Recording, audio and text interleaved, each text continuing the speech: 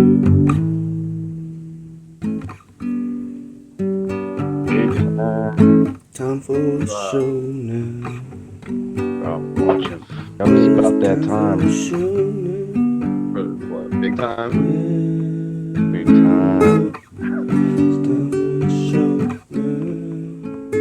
now. I was realizing about Time 10, for a show. like how much like getting into this podcasting thing, how much I thought I knew. I was like, oh, I know a little bit about that. I want to do that, and then I start doing it, and I realize how much I don't know, which is normal for me when I start anything, and I lose motivation. I start doubting myself, and it becomes this Yeah, I big know. It's after a while, yeah. It feels like it, but I figured at this point, fuck it, man.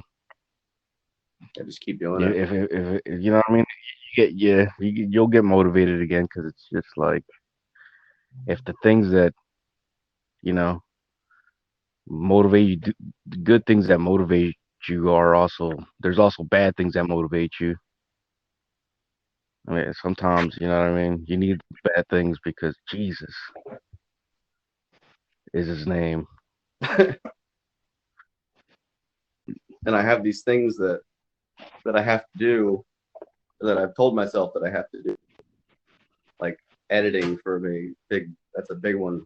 And Oh, big time. as the work piles up, there's more to edit, and I start making excuses. It's just normal for me. And Oh yeah, yeah, normal for me too. it doesn't get done. And I just Yeah, I know.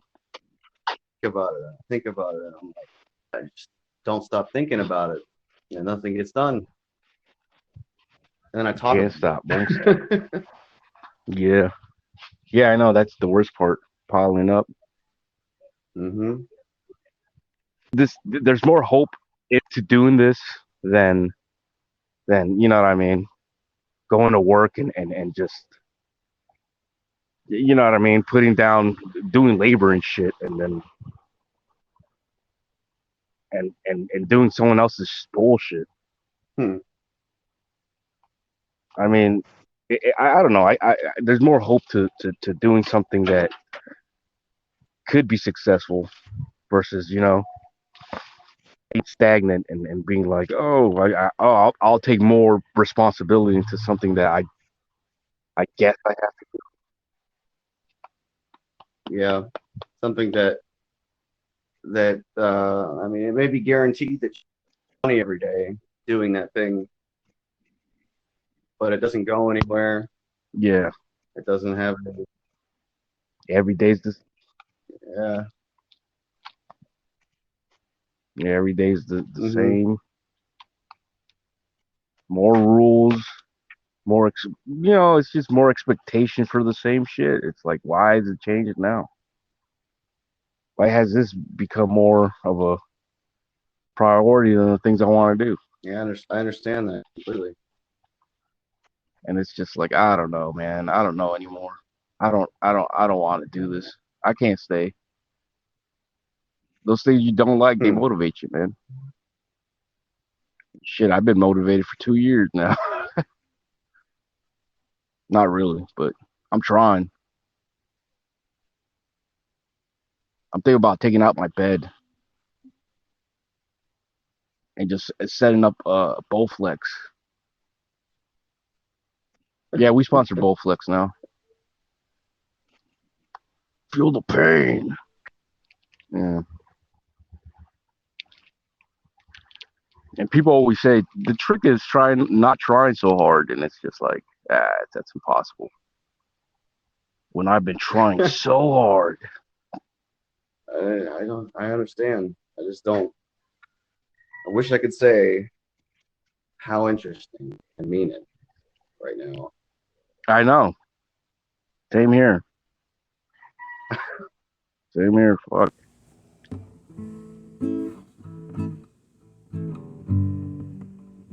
The I first just, clip but whatever. is a clip of my housemate James. He's Me and him are talking about the phenomenon of craving and how the the voices that you get in your head, uh, or rather the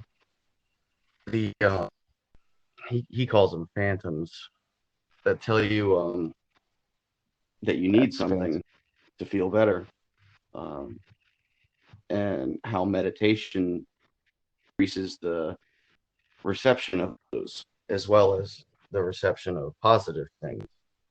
And then I started recording what you're about to hear. So here it is. Time for a show now. All right, we're live. So, one of the things they don't talk about, they always, especially sobriety, treatment, and especially, nobody has a real, monopoly on meditation. All practices seek that in some form or fashion and try to, in a formal way, do it because it's effective. And strengthening the prefrontal lobe, the main braking mechanism from thought to obsession. So, it works. There's no question. Scientifically, they hook people up to sensors, and people who are good at it and who make that their way of life function better as human beings in all aspects, measurable aspects, tangible evidence. This works. This person's brain here, who meditates all the time, this monk, his brain works better than the guy sitting next to him. And oh look, give this guy cocaine and his brain will light up the same way. Even talk about it, and the guy's brain's going to light up like a Christmas tree. So, these are things that are measured completely in a scientific controlled modality. So there's no question that it actually works. But some of the things they don't talk about, the components that they talk about. So let's say meditation works, right? And it makes your brain function better. Well, my experience is, through trial and error, my cravings got more intense. Why? Because my brain started functioning better. So now my euphoric recall started taking place in a more powerful way. So yes, I can slow down my thoughts, but when they come, they are more intense. So I start meditating, I'm like, wait, this is working. Okay, I'm getting better at meditation. Yeah, I can sit here, go to that place, find the void. Candle, sometimes I'll do like a mixture. I'll use like using imagery, and then also, like the candle, envisioning the candle, but then also using some of the Eastern, like the breath stuff. You ever use a mantra? No mantras, really. Yes, briefly, Okay. but sometimes, like I'll use that, right? Breathing in the visualization, and I get to that Zen place, and the more I do it, the better I'm at it, and then I can also anchor during the day with a breath. Boom, just go to that place. It's strong, it's powerful, it's foundation. But also, I started noticing that during that meditation, or during that day, when I was strong in meditation, my cravings came stronger. My feelings hurt worse. Maybe you just notice them. Yeah, more intensely. Absolutely. My awareness increased. So my awareness of all of these things, I become more healthy. Yeah. And so does my disease. Wow. It's crazy. They don't talk about that at all. That's bizarre. Start meditating. Your cravings will increase in severity of when they come. Wow. I'll have better things to deal with it. But it comes at there's multiple components to it. It's not just black and white. Meditate, you'll do better. Yeah. Okay, but it's not. There's gray area there. It's like, I wish someone would have told me, James, be aware that this is why you're. Because I'd throw it away then. I'd be like, well, what the fuck? I'm meditating all the time. I'm doing the step. I'm doing everything that everybody's saying, and it seems like it's working. But then why am I having this debilitating craving? If somebody would have just said, James, the reason you're having that is because your brain's starting to work better. All aspects of it, good and bad. Do you still meditate? Yeah. Okay. Yeah. Hasn't turned you off at all? No, but for a while it did. Oh. I stopped for years. And I had a stronger meditation practice then than I do now. Interesting. Yeah, but it's because I didn't know what punch was hitting me. It was just like getting in the ring with Mike Tyson, and I got a blindfold on. Mike Tyson's going to knock me out either way. Yeah. But it's just like the lights are off, and I don't even know what's hitting me. It's like I needed that experience that almost probably killed me Yeah. to get to the point where it's like, oh, that's normal, James. Yeah, this is just that place again you're going to. So now I haven't bought into it as much, but I need more, you know. But it's not easy. It's like the gym, you know. It's just not easy. If it was easy, everybody would look like a Greek god, but they don't. There's a reason why, you know. It's the same thing with meditation, you know. But It's with everything you do, I think. absolutely.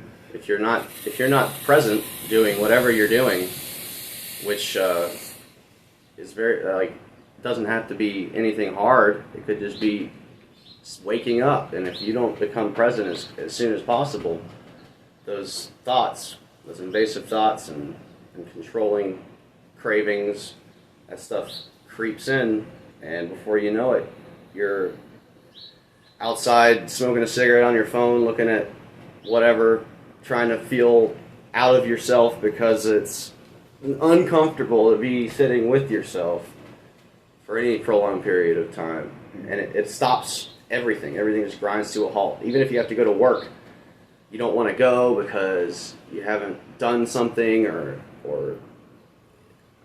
And they're all phantoms. They're all constructs of my mind. They don't even exist. Right. I give them power. I create this place for them. And meditation strengthens that imagination. People with strong imaginations have debilitating cravings. Horrible euphoric recall. That is why it feels like you get carjacked and taken to the dope house. It's like, how did I get here? Why is this so intense? Why did I turn right? It's because we have strong, powerful minds.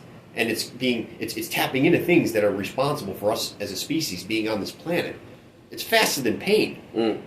Those areas of the brain are more powerful and faster than pain. For me to stick my hand on a hot stove, those places that we're playing with are quicker and more powerful than putting my hand on a stove. That's insane. That really puts things into perspective of like what I'm wrestling with. It's not human. It's human, but it's not in our it's not in the same realm almost. It's not in the same existence that we think it is. Like it's in an existence that we don't even recognize, that we don't even explore often. You know, because it's so automatic. Right. It's too fast. You know, and it lends itself. All humans have it, but the problem is with addiction is that it takes it over. It uses that area, the most powerful places in the brain, takes it over and uses it. Those, you know, amygdala, hippocampus, limbic system. These are not good in today's society. They don't function well. They're not used for today's society. They were used when Sabretooth jumped on us. And if we survived that attack, the next time we saw a track in the mud, all of a sudden I'm a superhuman because my norepinephrine, my dopamine, my serotonin, I can see a little better, I can hear a little better. So, boom, I go back into that place, fight or flight. That's being triggered constantly with addicts. That's why it's so intense. Because I'm literally fighting off a saber-tooth every time to survive as a species. You know? Yeah, I understand. And there's and normal people have it, but their response to it isn't as intense. Their ability, but some people have it, and it ends up being triggered through trauma. They just don't find that horrible coping technique. You know, they seek out things that are wastes of energy in their own life. Which I think is a gift for us that we have this, because either we're going to get it or we're going to die. Well, we're all going to die. No, but we're going to die sooner than later, and die spiritually. We'll have no connection with any higher functioning. And remain spiritually dead. Right. And only a power greater than ourselves, the judge, the fucking, the PO, the prison doors, whatever it is, a power greater than ourselves, some gangster that blows our head off, whatever it is, that's what's going to stop us. Nothing else. Nothing else will stop us. We'll never be able to find potential in anything that we are. That will snatch and take that away from us. Normal people, they can go on, and it's much slower of a ride. We're all going to the train station. Some people are on bicycles. Some people are on bullet trains. Being in substance abuse, it's a bullet train. And some of those substances, they move a little quicker too. Alcohol, a little slower progression. Once you get there, though, you're fucked. You know, liver doesn't work. Oh, that's important. Consequences. You know, but I have the DTs now. Wet brain. I mean, we see it all the time. You know, people come in looking like they came from Iraq. You fell out and you woke up missing a fucking arm. Yeah. You're like IEDs just blowing you fucking to pieces. What do you It's do a fucking now? war. Mm. It's a legit war. And, normal people don't deal with that. But they also aren't forced to take a look at themselves and become more spiritual as a creature to deal with that stuff. They can eat ice cream. They can, take it out on their spouses. They can, lie to themselves much easier and be socially accepted. And not have a rock bottom to hit. There's no real consequence to them. There is. They just don't see the bet being made. We see it. We see the bet. Because either we see it or we die or we're still out there. If we're here talking or even listening to this, we see the bet. We know it's there. It's being, and so there's like that just bare baby moments of clarity, aligning one's perception of what's going on to what's real, what's actually happening, which doesn't happen often in this world. Most of the time we just see reality. We don't really see what's real. Right. We see our reality. Right. Perception, perspective, jaded by 1,000 forms of fear. And constantly persecuted and, oppressed by others. Absolutely. Who don't understand it or want to use that that's a huge tool they use to feel better about themselves as humanity. And outside influences and external things like, oh, I don't have this, so I can't this. Right. Or I'm not like that. I'm better than that. Or I'm worse than that. Right. Whatever way the cookie crisp crumbles that day, whatever works. Some people, it's all versions of it. There's some black and white, but humans are such shades of gray that you'll never be able. There's no model.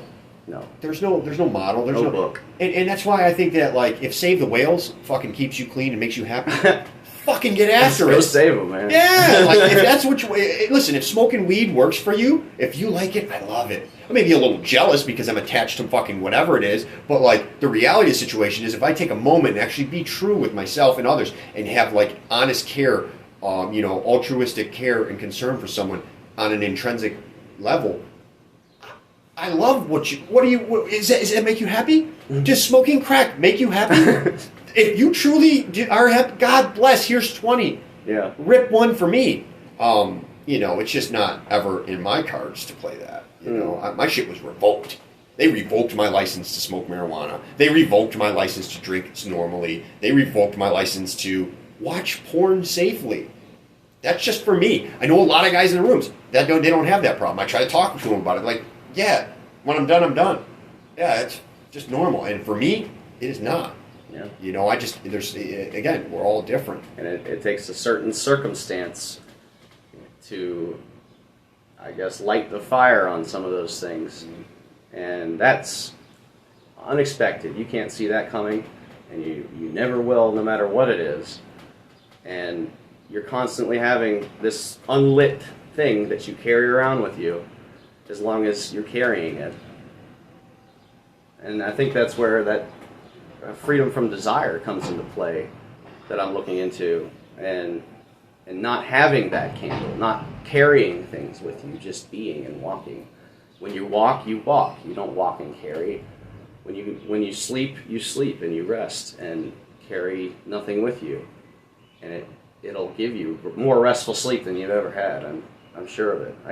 I don't do it, but I'm definitely looking into it. I think the seeking of it is good. I think the awareness of it is good. For me, though, I want to love. I want attachment. I want to have. Those are choices. Yes. Service, proper service. It's a choice. Love, proper love. But it's caused from something. I think the choice that you make is a decision based on blank that you have experienced. Maybe as I start to learn about myself and become more aware and start developing what my ideals are, that sways it.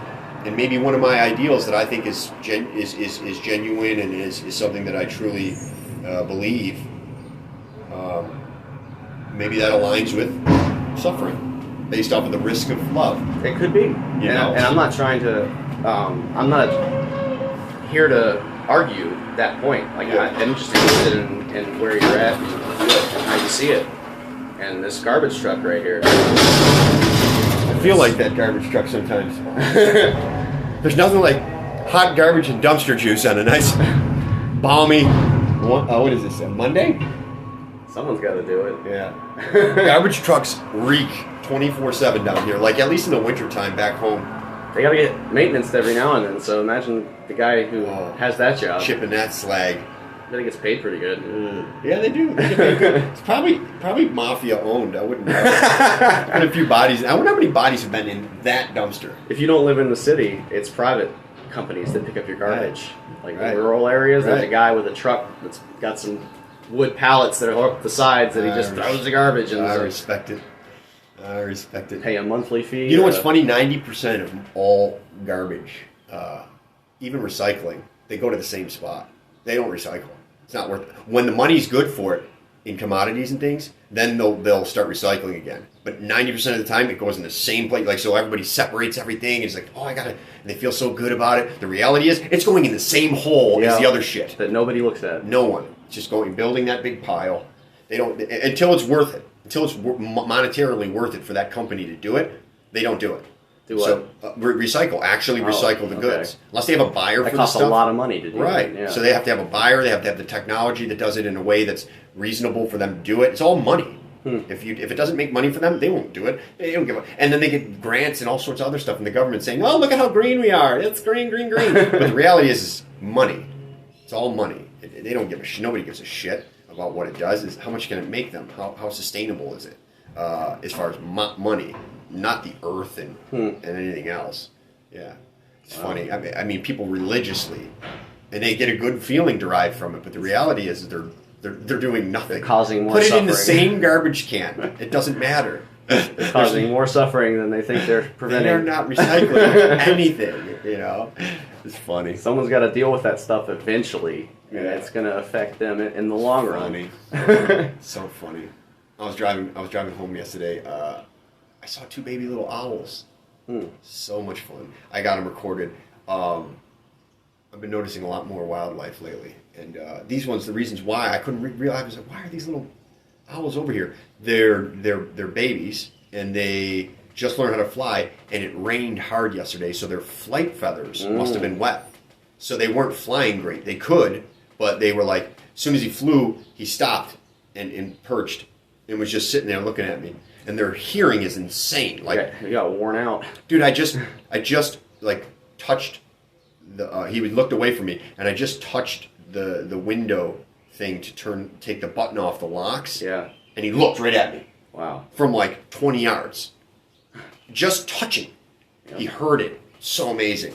But yeah, and then he flew away. It was great. It was a great little encounter. I recorded it. I touched a baby owl on the ground. I got close and recorded him one night. I was walking to work. Here? No, when I worked lived in Tampa. But I was recording. And I got a little bit closer, and I felt something whap on the side of the head, and I'm like, "What the fuck was that?" And then it whap on the other side of the head, and it was the parent owl. That's attacking amazing. Because the little baby, he was like this big. Didn't have any flight feathers. He was just sitting on the ground. That's awesome. And I ran. Smart move. It was in the video too. It's like, oh my god, what the fuck? That's so good, dude. Oh yes. Well, I'm gonna continue cleaning. All right. Thanks for sharing and talking with me, man. I appreciate you, buddy. Yeah. Anytime. That's good. I look forward to doing it again. All right. Yeah. Sweet. That was James, everybody. Yeah. He lives with me in my house in the other room, and we'll get back with you in just a moment. That's all right. Yeah. That's pretty good, I think. And now pretty good, yeah. This next clip it's not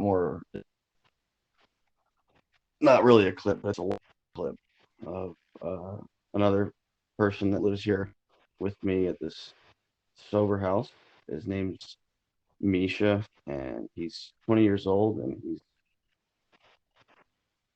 telling me about the way things used to be before he was sent by his parents to the halfway house, or to treatment in Florida, and then moved to the halfway house.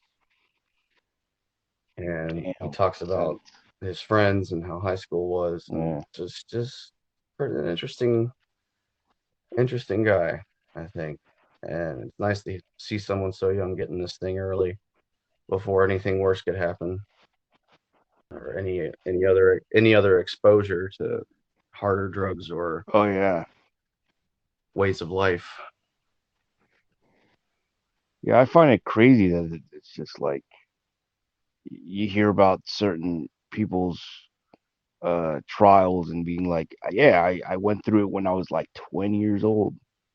I'm like, damn, you know what I'm saying? I'm always surprised to hear someone that, you know, uh, they've gone through so much at so young and stuff, Yeah, it's very interesting. and you know what I mean? Versus us, where it's just like, versus us, we Yeah, just been around doing just hanging whatever, on. you know? So here's Yeah. Misha. Why don't you enjoy this? Time for the show now. And now we're back. I'm gonna go ahead and do an introduction. I'm your host, Big Time, here with the Big Time podcast. I think Ep.3 and maybe 4. Who knows? I can edit it if I fucking feel like it. I got my friend and neighbor, Misha here, and Hello. say hi again. Hi.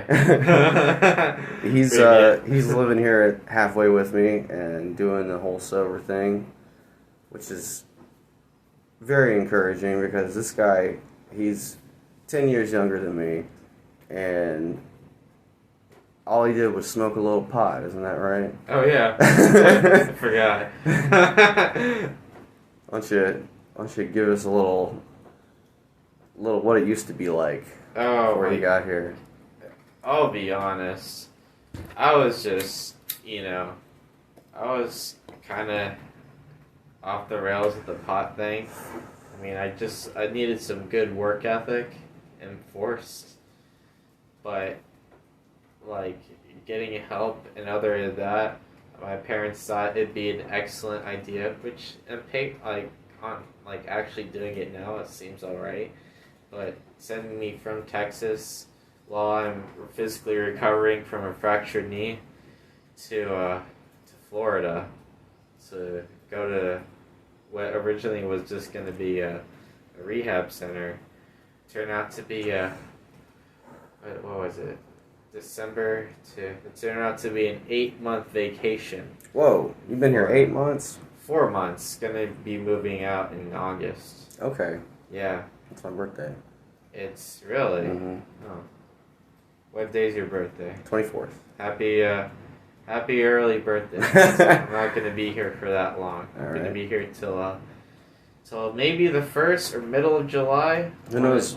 We both might not be here. We- You could Why just not? disappear. I definitely plan on being here the whole time. So tell me what you used to do,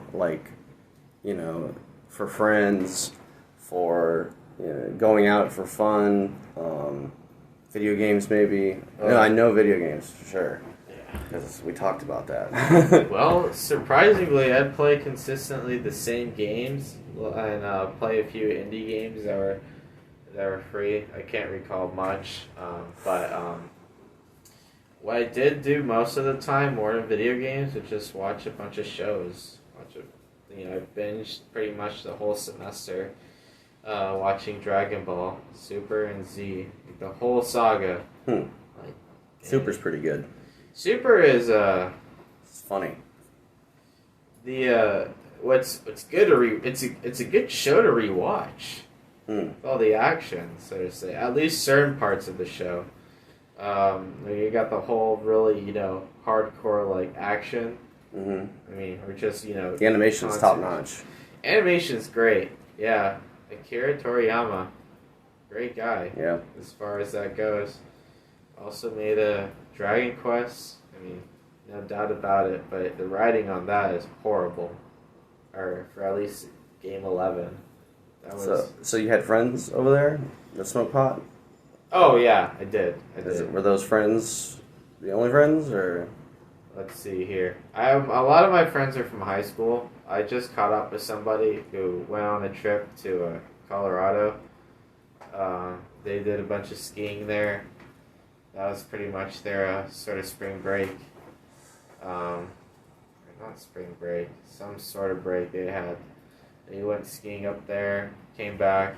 But other than that, those friends I have over there are cool.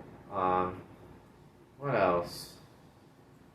It's hard for me to think of things off the top of my head without having to actually, like, have a long, good thought and experience about it. Like, one thing has to happen, like, oh yeah, I had those friends, or those other friends. But those are the only people I can think of right now. Okay. Discord buddies, people I find in matchmaking I talk to for a bit. And then I got, now I'm thinking about it. I had some volleyball friends, some people I always sat with in lunch at this computer science class. Mm-hmm. They were pretty cool. Sports. They played sports. They, Did you? No. I wanted to. I wanted to play hockey when I was in, outside of school. And I was about to. I got my own measured stick with my mom. I was like, damn, we're going to play all this hockey. So cool. I knew how to ice skate because I was stuck in summer camp for 2 summers. And I pretty much learned how to ice skate backwards super fast by the time I left. It was super nice. Cool. And then she pulled me out. She's like, no, I'm scared. I'm scared that you're going to get injured. I'm like, what the fuck, Mom? You just... I guess you're under 18, so... No, it's going to be like a juvenile league, too. It's going to be like a bunch of young kids fighting over a puck. It was going to be awesome. And fuck what Mama said. Yeah. I mean, if I had a car, you walk over there, and I mean, I lived 3 miles away. I mean, I guess I could have walked over there, but, I was spoiled. You were over 18? No, I was, Juvenile. I was 12. Oh, okay. 12. So, Mama said goes. Yeah. But as far as that goes, yeah, I wanted to, with the friend thing, I wanted to sit with the winners. And, I mean, at the lunch tables, I mean, yeah, but it was super crowded there all the time. Mm. And, finding a group that, was looking for new people kind of didn't existed. So, but I was in computer science for my junior year, and I knew the teacher. And he was cool with anybody, whoever, sitting in his class seat during lunch. During the lunch period, he also had an off period for his class. I used to do that with a teacher too. So all those people would come in and eat it as a private lunchroom. Oh, that's which nice. is super cool. VIP. Yeah, and that's where all the winners sat. And there, I sat next to them on a different table, doing my schoolwork. And eventually, they talked about conversations, and I got into something, whenever appropriate. And they're like, yeah, pretty much something like that, yeah. And eventually, senior year, I got to know them all. I'm doing homework for one this girl right now. She's paying me $50. Well, that's work. That's not homework. That's a job right That's there. That's a job, yeah. But you said right now? Yeah, right now. Wow. But it's I'm doing pre-algebra, so it's super easy. So high school was only 2 years ago. It's hard to it feels like it's been 5 years ago. For me, it's been 12. Yeah. And I still have dreams about being in high school. Yeah. I guess it sticks with you because it's just It's very, very strong connections were made then, I think. High school was very traumatizing, good and bad trauma. And that's why a lot of my memories of what friends are and how I am, I started discovering myself there and trying to fit in a lot. And that's where I learned a lot of my social shit from that I still have today it's obsolete almost. It feels like some of the things I do around people, some of the ways I introduce myself or hold myself in crowds, it's awkward. No, when you say socialness, that's kind of the whole construct of how you build as a personality. I mean, 1 to 6 years old is pretty much your base. However your parents treated you, however they were stressed, drank, whatever before birth, while you're in the little the womb up until you're born, until you're 6 years old, that's pretty much your foundation as far as who you were as a person. And then the details and everything, how you talk, dialect, went down to all the way to how your parents talked and to how people in school talked.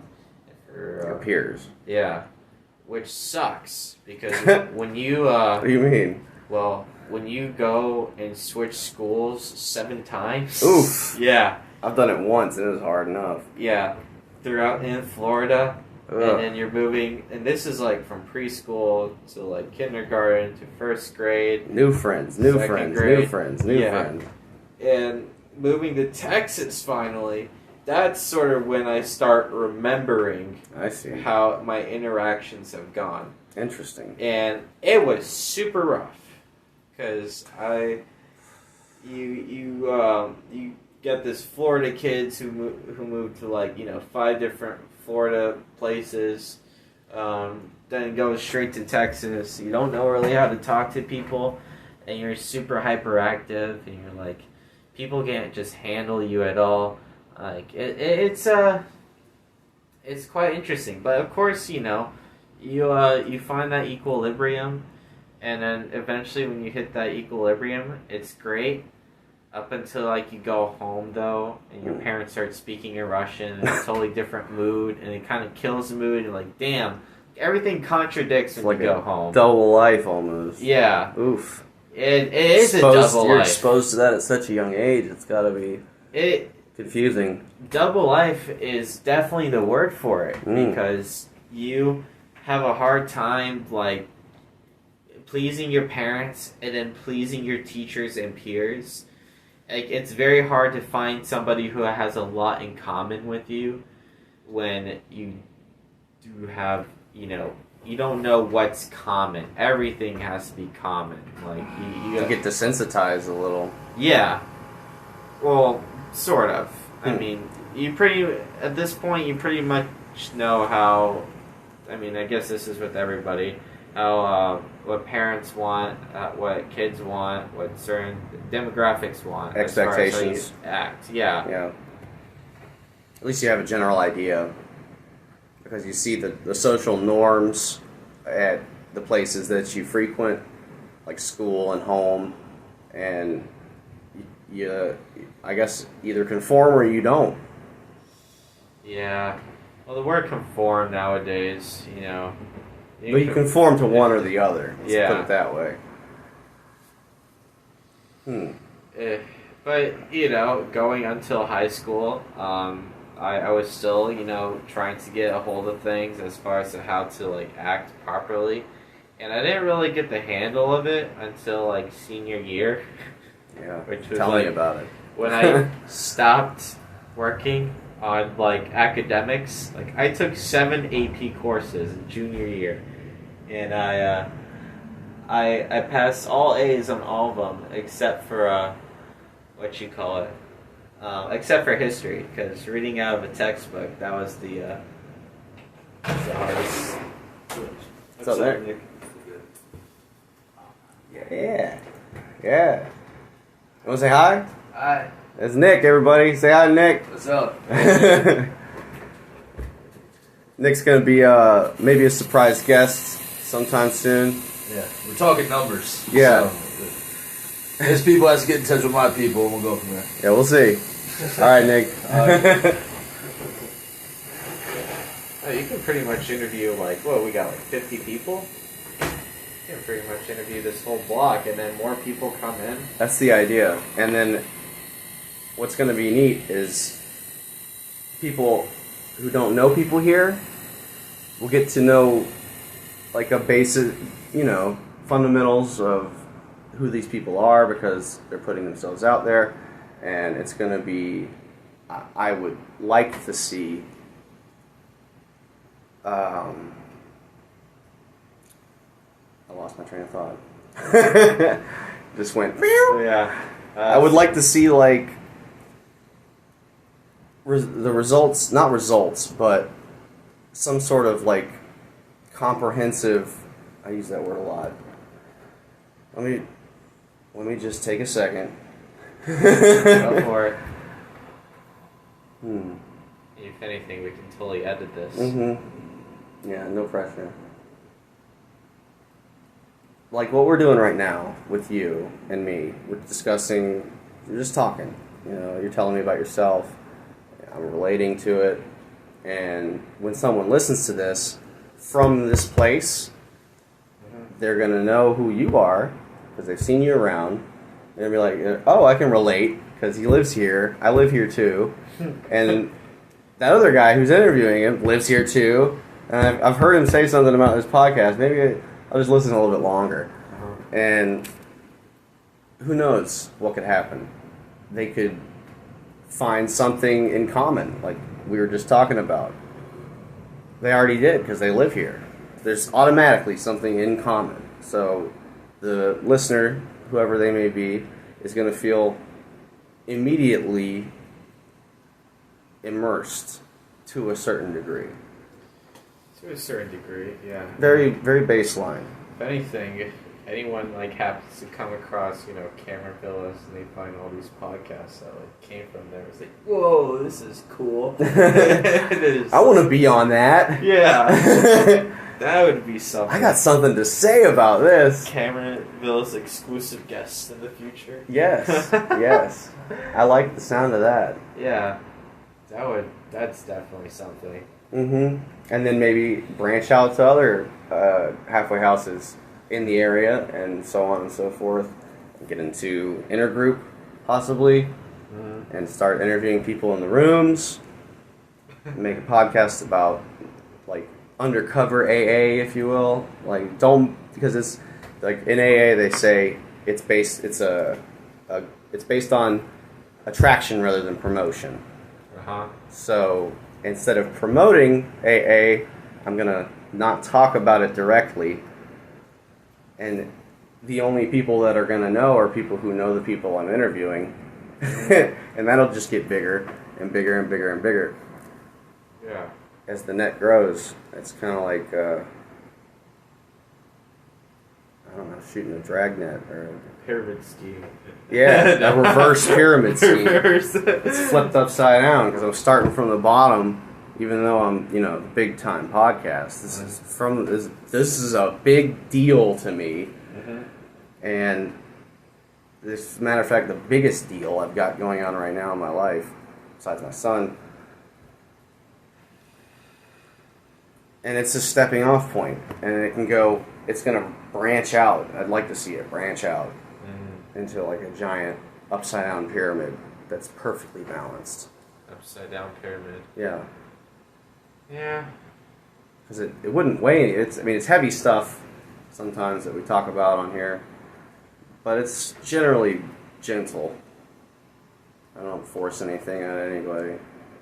I don't force anyone to be on the show. Not that I could. You better do this show or else I'm gonna get this bacon press and Put some crack under your pillow. go tell the manager. Should have been on my podcast.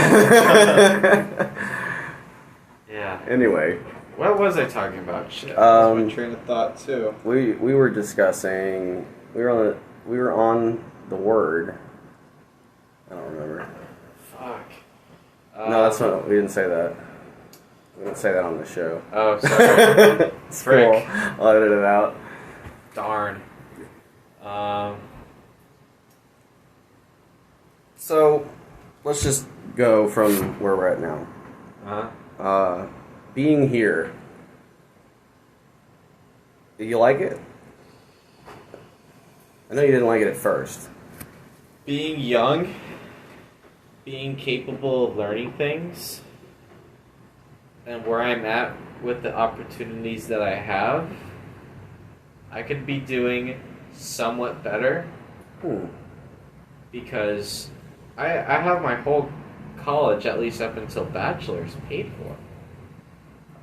Up until I disappoint my parents enough that they're gonna have me pay for the rest of my college. I mean, yeah, that's pretty much like entitlement, sort of. Take it from me, I've done exactly that. Yeah, Like it's. Took 10 years in community college. Mm-hmm. It was a 2-year college. Took me 10 years to flunk out of that.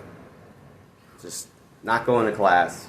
Yeah. It was all paid for. Wasting money. Mm-hmm. And most of it was my own money.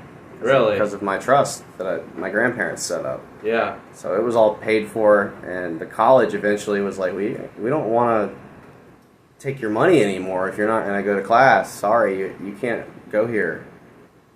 It's unethical for us to take your money.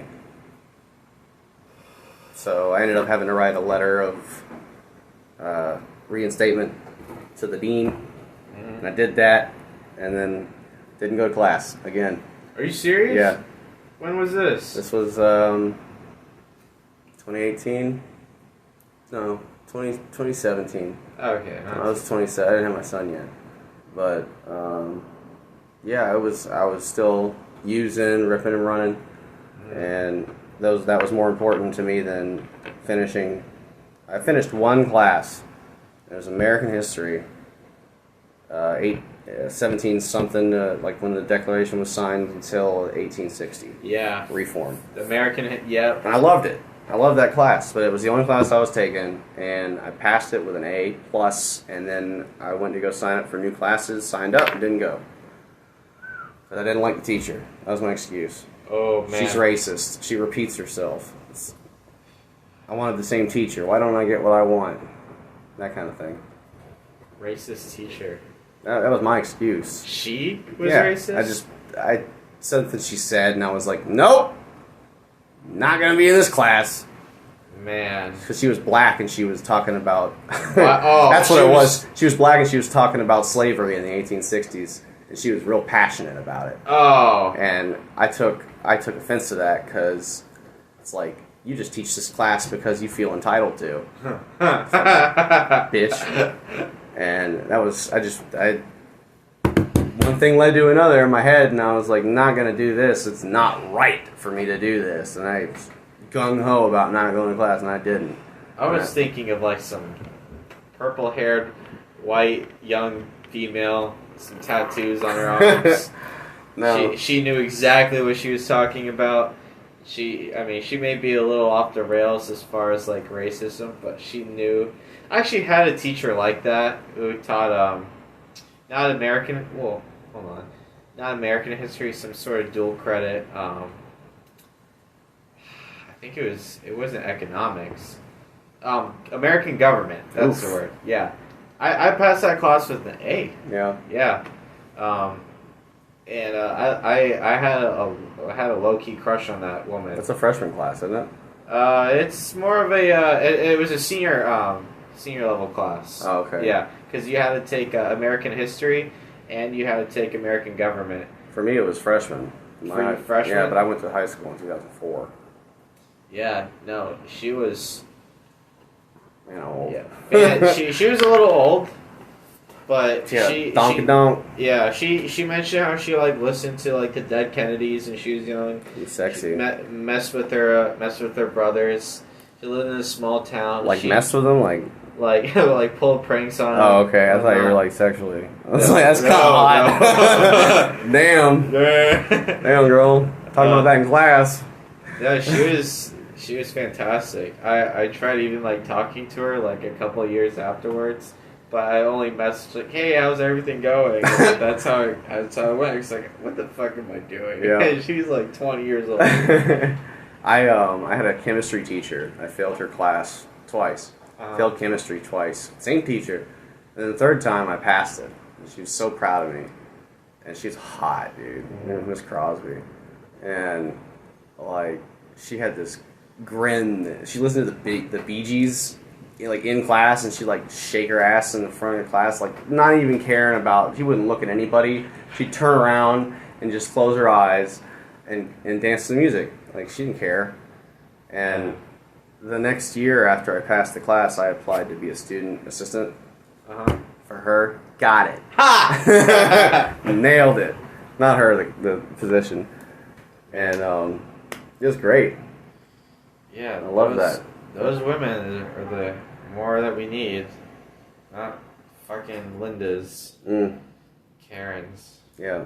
It's too bad that, you know, Karens care. If they didn't care, they'd just be called in. Those are Barbaras. Barbaras. Those are Barbaras. They care only about their family and young kids. They're coming to get you, Barbara. They don't care about anybody else. They'll try to find a reason as far as to why you're not doing good. It's like, oh, it's because you're not doing this. Oh, it's because you're not doing that, which can be true, but they assume everything. Yeah, that could be, you know. I assume what other people think about me. Still, to this day. It's human nature. I don't think so. Yeah. No. You know, we don't have time to plan. It's something we do to ourselves. Oh, yeah. It is definitely self-inflicted. And it's suffering, in my opinion. I suffer when I think about what other people are thinking about me. I remain unpresent from the moment. Not able to do basic work. But you gotta think, some people here, like, that have, like, a huge ego. Yeah. Extremely huge ego. Ones that have, like, you know, own a business. Sure. Their biggest flaw is just not caring at all. About what? About how, like, other people think. So they come up as, whenever they talk, whenever they speak, because they're so self-centered, you're saying. Yeah. They sound stupid as hell. But well, they say it with the confidence. And they have a conviction in their voice. Mm-hmm. They know better. Mm-hmm. They think they know better, rather. Which is good if you're smart, but when you're not, I don't think you have to be intelligent to have a big ego or run a business. I don't know. You don't at all. You absolutely don't have to be. You could say the same bullshit. You could act like you know what you're talking about, and you could. It's a saying. You fake it till you make it, and you can make, you know, some money and some big cash. But that's what it's about, isn't it? Yeah. Nowadays. This thing we call living in America, at least. American dream. Right. Yeah. Make all the money so you don't have to make money anymore. Or the money starts making itself. That'd be even better. And that way, you don't have to make friends. You can just buy friends. You could. And it gets easier. Yeah. So they say. I mean, so it seems. I like to go back to the shopping cart dilemma, because then, like, you know, if you care, you know, and all that, at least you'll die, you know, with your dignity. Nobody pays you to put the shopping cart back. Nope. Or leave it there. Nope. Not at all. I don't even think they put signs up anymore to say, return your shopping cart, please. Yeah, well, they pay people. They leave the little corrals. Those are there, but it doesn't say, it just says, thank you. Don't damage the shopping cart. It doesn't say, please return the shopping cart. It just says, thank you. So when you get up there and you put the shopping cart in the corral and you look up and you can read English, it says, thank you, out of context. Could be for anything. They have a bunch of, like, you know, thank you signs everywhere. It's just, you know, out of context, absolutely. You can plant fitness, they say, please, like, they have those little signs everywhere. Oh, man. And on the bottom it says thank you and some font. And there was a trash can at the Circle K that I frequented when I lived in Tampa. It was like, the counter that you pay for stuff was, if you're looking at it, the trash can was to the left by the Slurpee machine. Like, almost like in the walkway that you would get behind the cashier's desk. And it was for throwing away Slurpee lids at one point. And I didn't know this, but it said thank you on it. And I went to go throw my trash away in it, and the door was nailed shut. The little door that's supposed to swing in to access the trash can was nailed shut, and I couldn't put my trash in it. And I thought the damn thing was, like, patronizing me. It was like a sick joke. I felt so offended. It's just this thing. And I didn't even hurt the damn thing. Like, I did nothing against that trash can, and it decided to sarcastically thank me for attempting to do something nice. You know that meme where it's like this billboard? You know those billboards that you walk around and it's injured in an accident? Yeah. Go call this number. Mm-hmm. Well, there's this meme where it just says it's got the guy crossing his arms, smiling, and it just says injured. No number. Sucks. I don't care. Oh man. Not me. I'm not. Yeah. Like you're standing, you know, with your legs broken After you got in a car accident. and there's nobody around you. Like it's just desolate, and there's the only thing you see is that billboard. And it says injured. Oh man, that's the worst way to funny. die. Yeah. Actually, yeah. I mean, there's worse ways to die, for sure. But you always die alone. That's one thing, and nobody can die for you or with you. Well, You're gonna die alone. very small, tiny chance you could die with your other bigger. Like at the exact same moment. Whoa, no, like You mean 40 minutes apart. Well, like, what if you do ritual double suicide? That's, you know, like they die and all of a sudden it's like, one, fuck this. 2, 3, bang!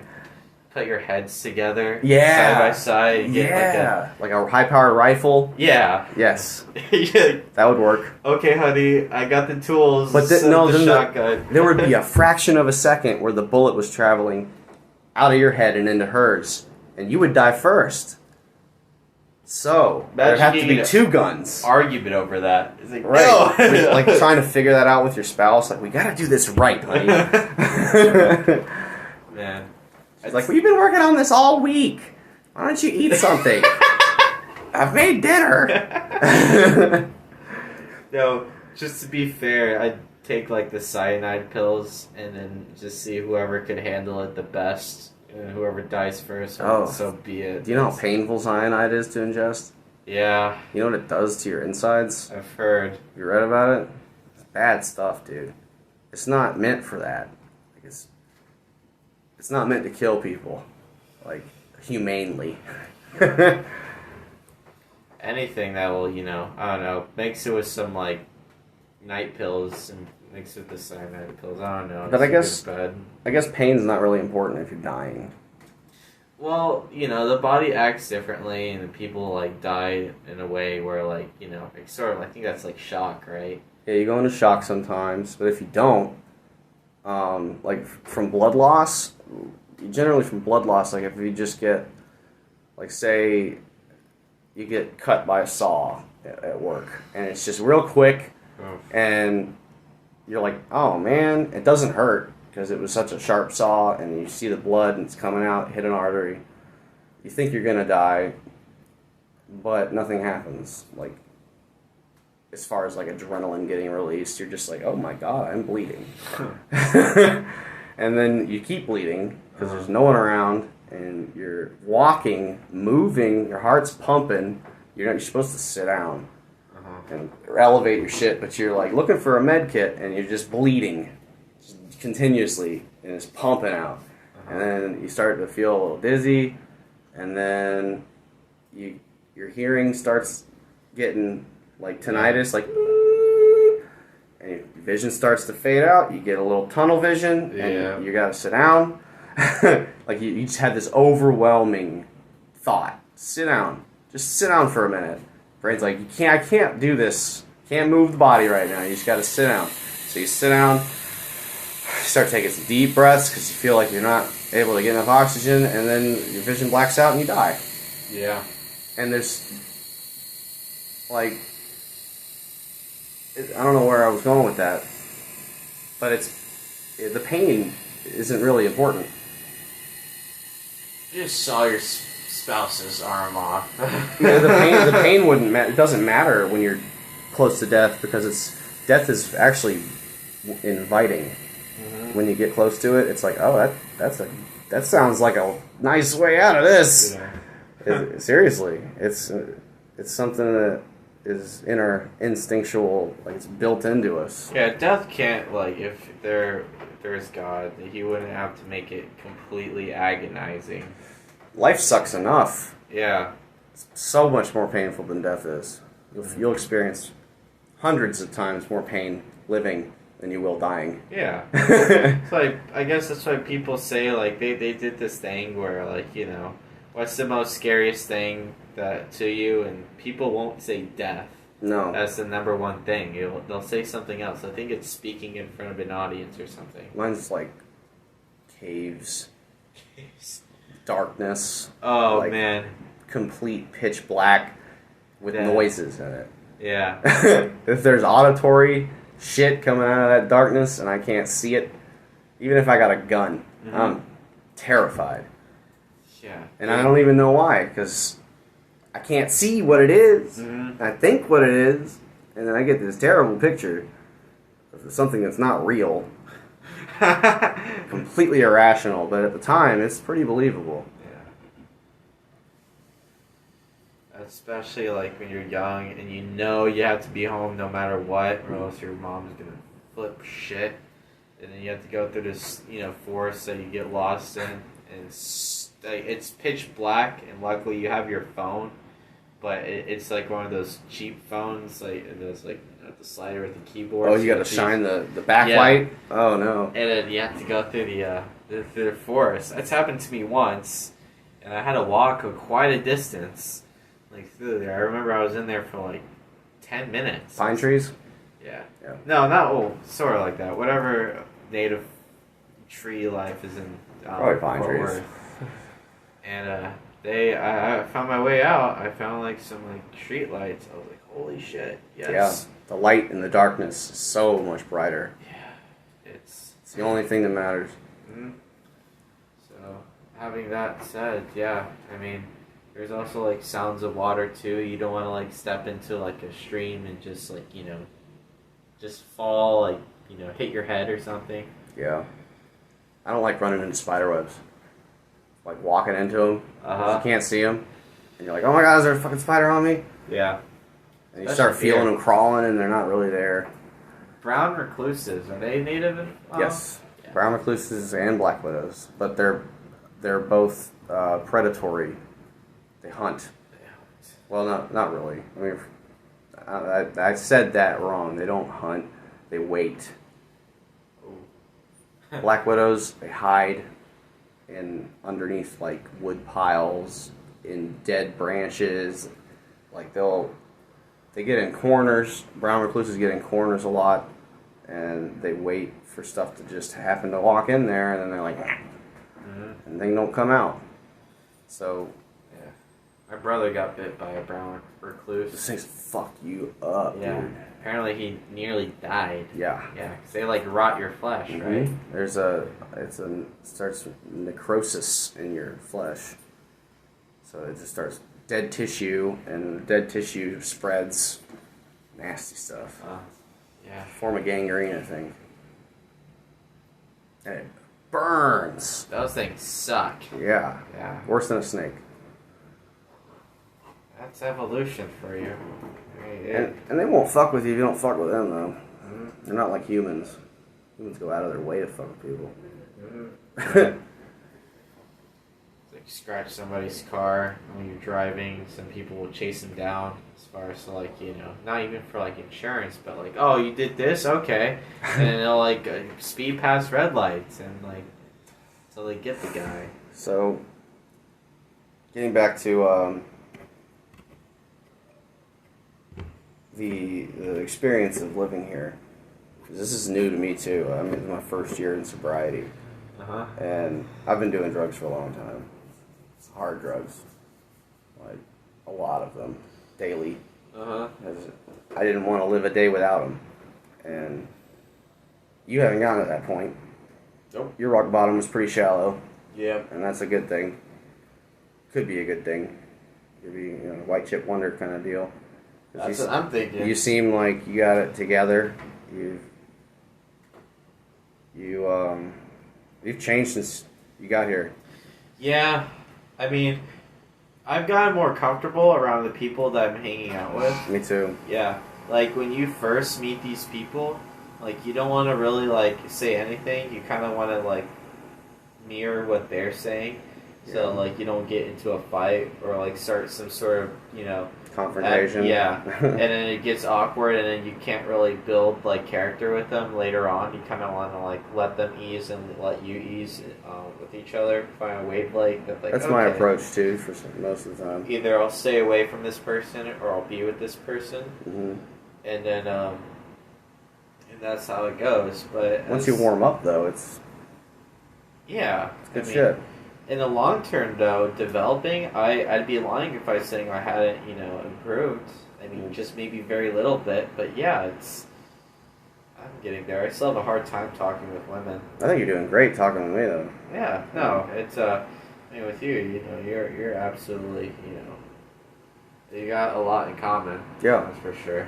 Yeah, that's what I look for in people. Things that we do that are common, and then when you do that, you find all the things that you don't do that are common. They just kind of show up. Yeah. But in college, though, it's going to be hard because I have to find 3 roommates. 3 roommates that... Also go to college? Yep. Oof. In a 4-bedroom house, paying rent. I mean, rent's not going to be as expensive. It's going to be like... my budget right now is $500 a month. That's pretty... Yeah. Pretty big. It's it's nearly half of what we're paying here. Yeah. Yeah, because Nelson's a grubby Jew. Well, it's not Can his I say fault. that? It's not his fault. It's not, no. But he can. I mean, he can come off that way, I guess. He can, but he's kind of inconsistent. I mean, as far as like what rent goes, and then how he shows his his face around. Like you seen him when we first got here. Yeah. He looked miserable. He still does sometimes. But people have bad days. Like today was rough when I got up, and I just went around and talked to a few people, and it got better. Yeah, but it's just about, I guess, in the long term, like where will you be in 5 years? Not quite. Just more like next week. What are you gonna do? No, just kidding. Yeah. Yeah, like from a year from now, where do you see yourself? Yeah. Like I'm asking you. Oh, a year from now? Yeah. God, I hope I keep up this work ethic I have right now that I've been maintaining for 2 weeks. I mean, I've never been this consistent other than going to the gym. You like it? Do I like it? Being consistent. Oh, I love it when it's working out. I hate it when something in the within the procedure goes wrong. I have to do other tasks. Like for example, the power went out today. It went out over here. Yeah, I didn't know about that till I saw the the street lights that weren't working. I was like, oh man, this shit's gonna wrench is already thrown in, isn't it? An external factor. External thing that would fuck up or screw up the works. Yeah, and that thing could last for a day, and then I completely when I tried getting back with the habit, other things happened that I had to catch up on the day before, and then that thing, and I wasn't ready to be. I'm still not. My habits are so fragile. Eventually, I get thrown off the habits, and I can go back to do what I did before, which was not good. Be inconsistent. I'm trying to be as consistent as I can, and within that year, I hope to have actually make progress a lot more efficiently toward my goal, which is getting a bachelor's degree in nuclear engineering. Yeah, that'd be nice. Yeah, I'll still be in school. I'll still be, by the time in the year, my parents will then finally start paying my, at least some of my rent. It started with, we'll pay for your college and we'll give you an allowance, which was super cool. And then I screwed up, semester, and then they started giving me a smaller allowance, and I screwed up again, and then they, had me, here, or back in Fort Worth, because I fractured my knee. And then when I tried doing school again back at home, because virtual and COVID as well, I didn't do that well. And then they saw me smoking weed, and it's we're sending you to a rehab. I'm Wow, great, that's drastic. Yeah, no, it went It went like They hit the gas that. on that one. Yeah, that's what I mean. Like it's overkill. Like it was super sudden. I was like, wow. They're definitely trying to Yeah. learn you something. Yeah, I mean, by I doing guess that. I guess if it's 3 times in a row, they're like, yeah, this. Well, that's not what yeah. they're trying to teach you. No, they're. Oh, They're not trying to teach you how they discipline you. You know, I mean that's on the surface. I think. You know what I'm talking about? I guess they just want me to succeed, so they don't only have one son that they try to like have him like get ready for college and have a career in America, and just have him all of a sudden flunk out, and then they look horrible. Like they want to make sure I succeed, so what they did was not in vain. You know, like my brother, They're that petty. Huh? I mean, I'm not saying they're petty. Like, No, don't take that as a negative connotation. Trust me, throw whatever you want at me. I'm Okay, not gonna because take it offense. because them being concerned about their image through your actions is a little bit narcissistic and petty. Yeah, my mom's definitely narcissistic. Okay, Yeah. so that's the case. Yeah, It But- definitely plays a role but in what's happening. you know, like you want at the same time. I guess it's also a mother's love infused into it, as well as my dad. I mean, my dad just be whoever you want, just succeed. That's where it comes from. Yeah, That's it. That's the other half of it. and He wants you to be happy. He Mhm. wants you to find purpose and they're that all good right. stuff. They're all right with my brother. I mean, he was. They were gonna also help him go to college, but he refused. He didn't want to go to college. He absolutely refused it. And my dad, I think he still wanted to go to college because he had that opportunity. My mom, she was yelling at him all the time. She's like, why the hell you don't want to do this? Why? You have this whole opportunity for you. And I was like in the car while she was yelling at him. I was like playing like my DS. hearing everything. Yeah, I was like, damn, this is gonna happen to me in 10 years now. Fuck. Yeah.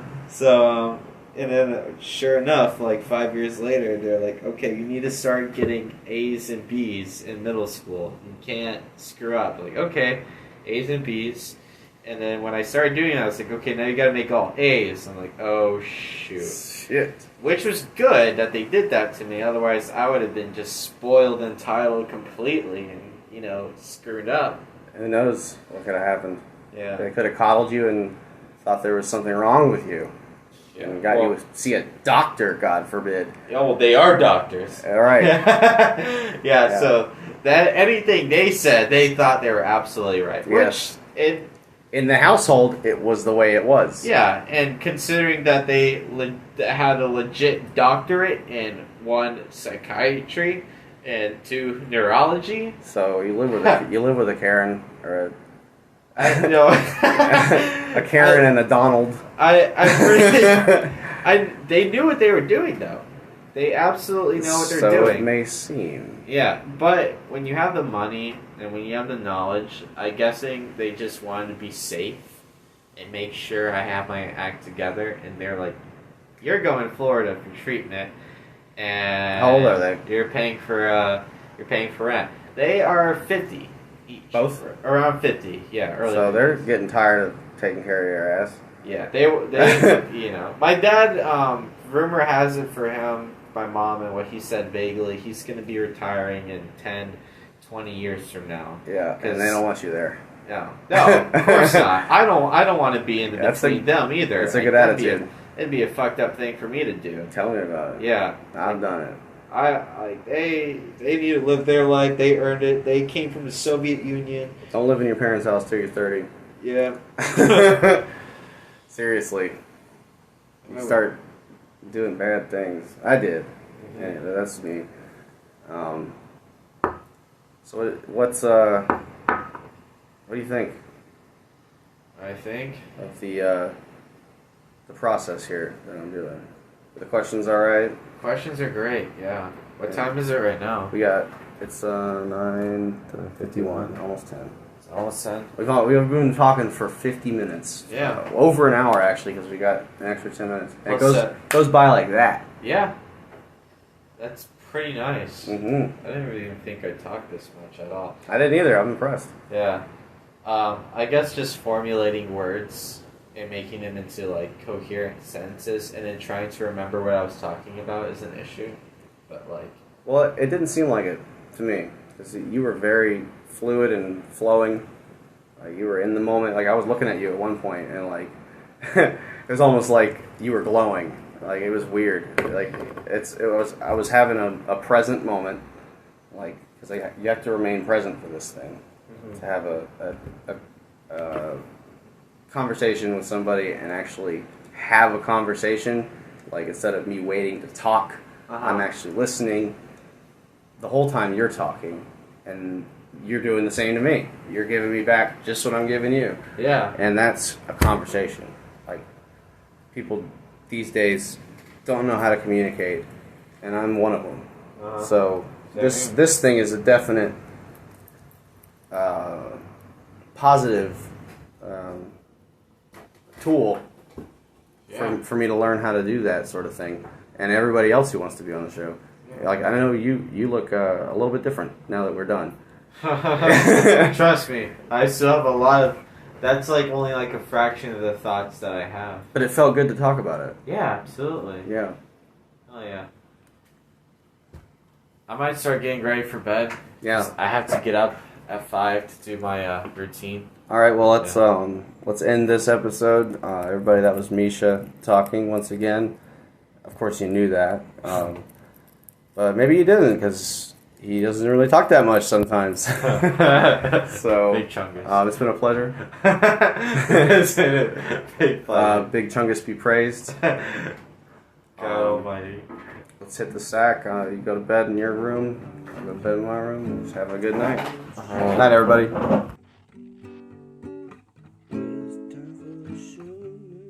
And then that's all right.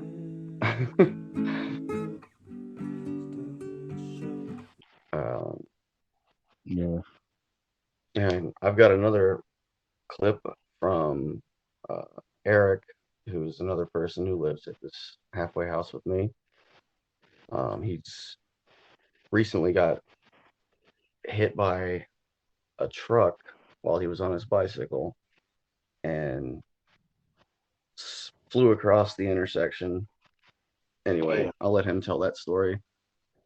He's currently in a back brace, taking no pain medication, and he does suffer from addiction in the past, at least. He's in recovery, and without further ado, here's Eric talking about how he's been managing recently. Here we go. Okay, we're gonna start this segment here with my friend Eric. Hello. I wonder if now that we know we're recording, if things are gonna be different. I'm just here for the gangbang. Well, the girls haven't showed up yet. Nah, they're always late. I came to find Eric laying in bed. He's got some noise going on in his spine, some tingles in his leg. Something light, nothing serious. He's decided to not take opiates while he recovers from a back injury. Is that right? Yeah, 2 compressed fractures, or 2 vertebrae with compressed fractures. So, yeah. Kind of feel stupid now doing it, but I feel like the longevity of the wellness of my health is at jeopardy if I chose to do that. So, just ibuprofen and Toradol and laying down. That's good.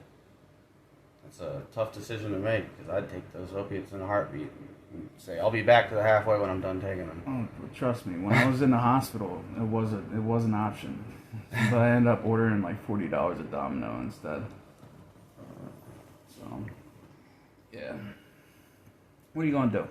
I don't know. It's earlier I was talking a little bit about the power of meditation and how it amplifies the perception of the meditator or the practicer of the meditation in all aspects of his life.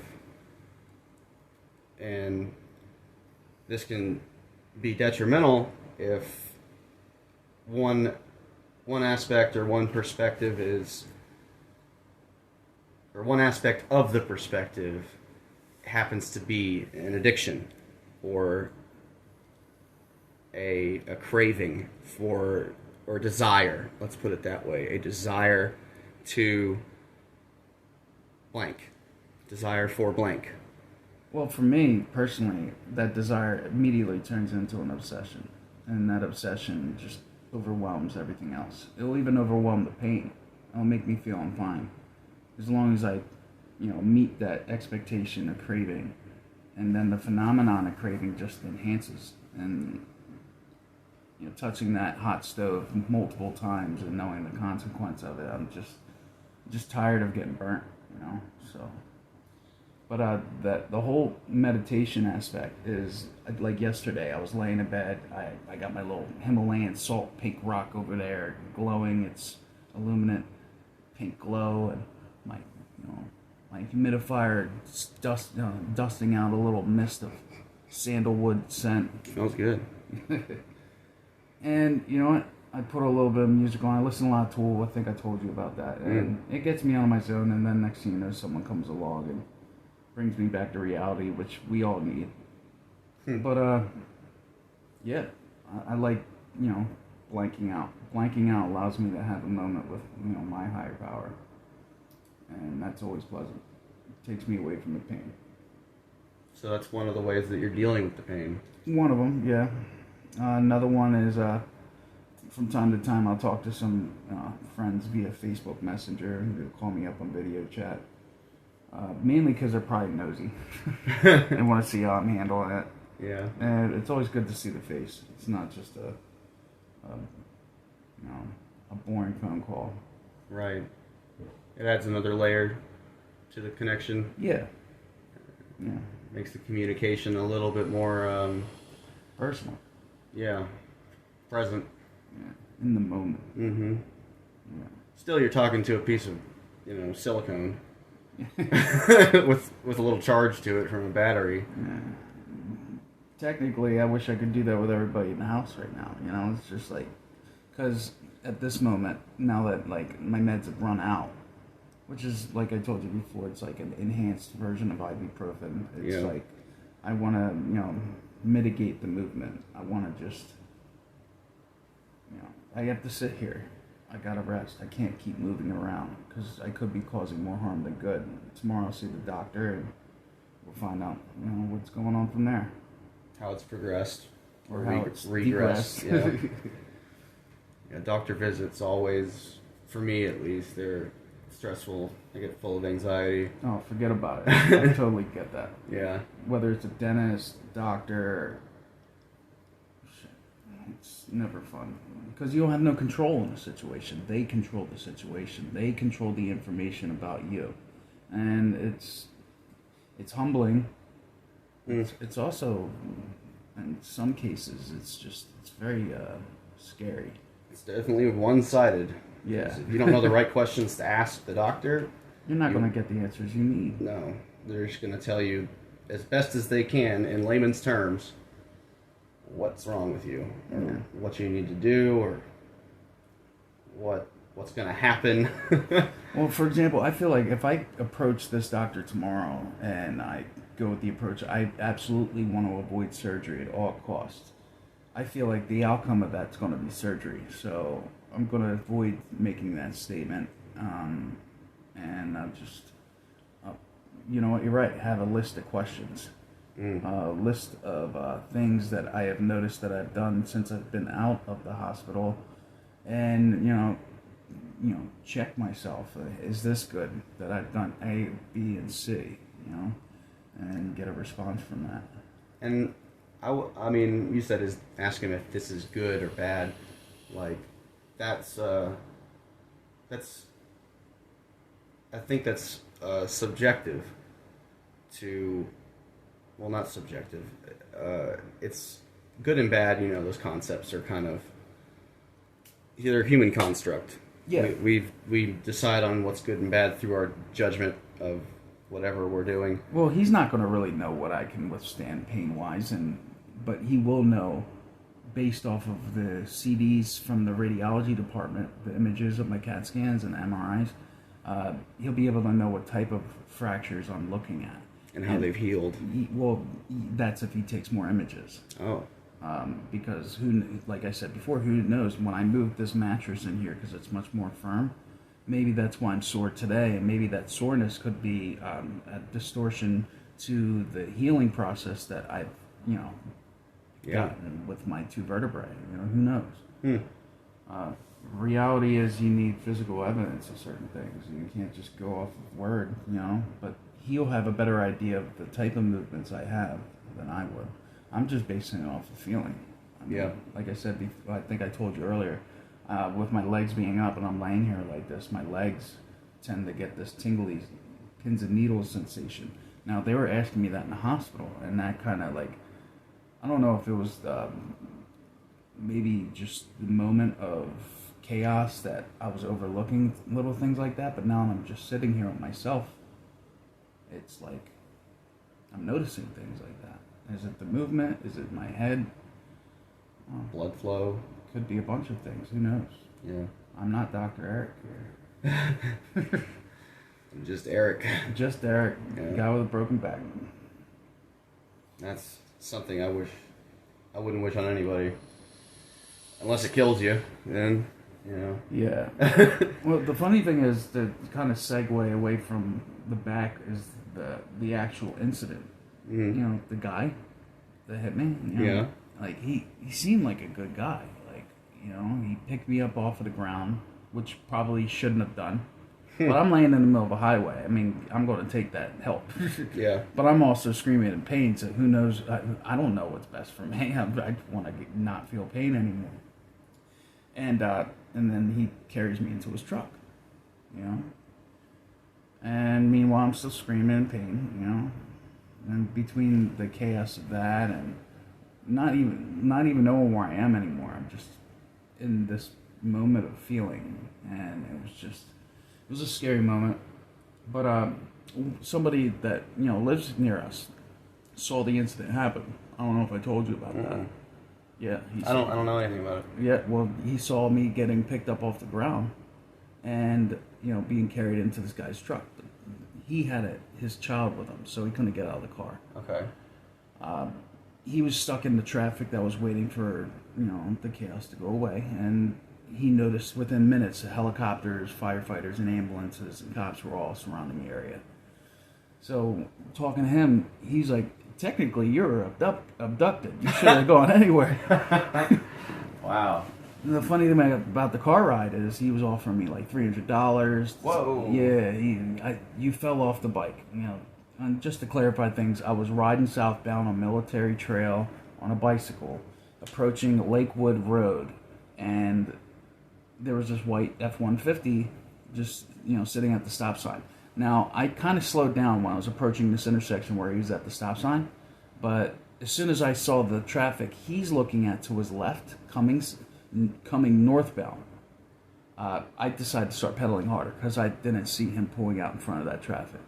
And I just so happened to be in front of his truck when he gunned it. Hit the gas. Yeah, he hit the gas to try to beat the traffic, and he also took me with him. Wow. He heard my face hit the hood, and he immediately hit the brake, which sent me flying. I probably went into the second or third lane, the far lane in the Military, and I landed on my left ass cheek, and just explosion of pain in my back. It was just hot, and it was like a million daggers. And it was kind of like reality was a blur. I was conscious, but it was just like the focus was on the pain. I remember just getting 2 hands pulling me up under my armpit, and this was when Larry's the one who saw it. Okay. So, I'm grateful he took me to the hospital, but as soon as I got in the truck and he's offering me $300 to say I fell off the bike, that was like, oh shit. What happened? Is there anything that's going to happen as far as legal? So the only legal aspect that could really happen now is pressing charges, and I don't want to sound like this, what's in it for me type of guy, but I have to be. I'm the one with the broken back here. Legally, you're obligated to. Yeah, but I mean, why? So the state can get the money? Because they technically get the benefits of him being in trouble, not me. I don't get anything out of that. Mm. You know? You can sue. Sue him for what? He has no insurance. That's why he Oh. picked me up and offered me $300. I see. I was leading to that, but Huh. the point I'm trying to make is he was a good enough guy to get me out of the street and take me to the ER, but what was his real intentions? He could have been panicking. Yeah, he just hit someone, It No definitely insurance. was his fault, Yeah.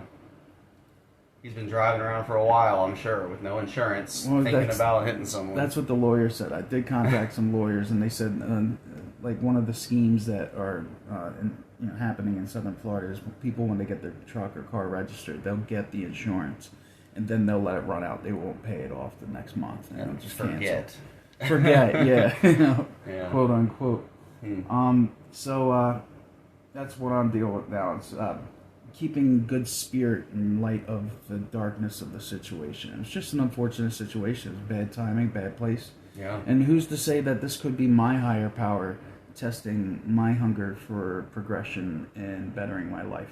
Ooh, that's a good segue into what I'm reading about as far as hunger for or desire for, like, because hunger and thirst, like literally, hunger and thirst are instinctual desires Yeah. of being alive and being human, Yeah.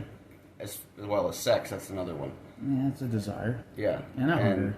If we desire to eat because we're hungry, at least in the Eastern Buddhism traditional faith, like, it's a sin.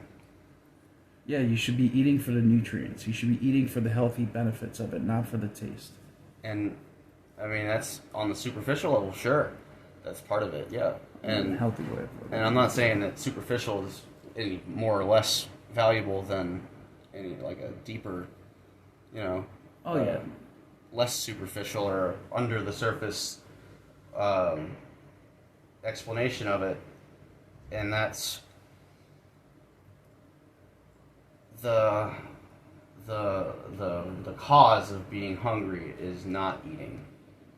Yeah. Well, not only that, but physical activity. Because when you work your muscles, you're working your muscles. So let's say, for example,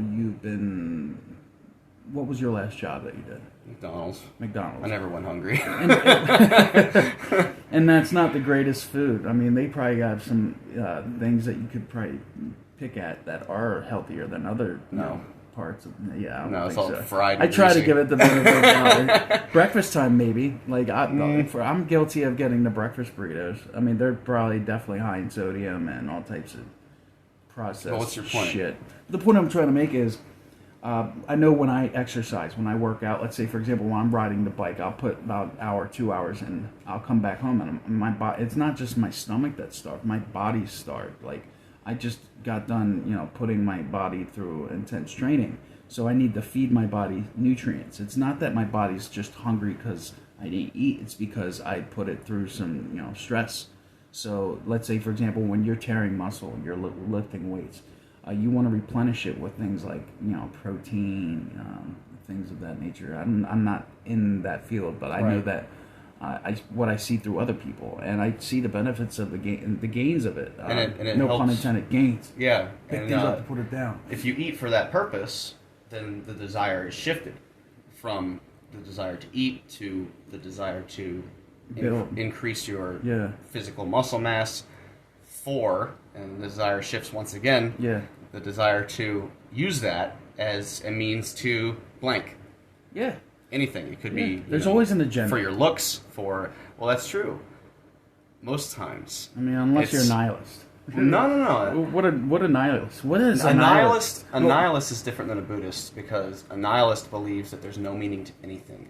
Exactly. So And what are there's their no- desires? They desire.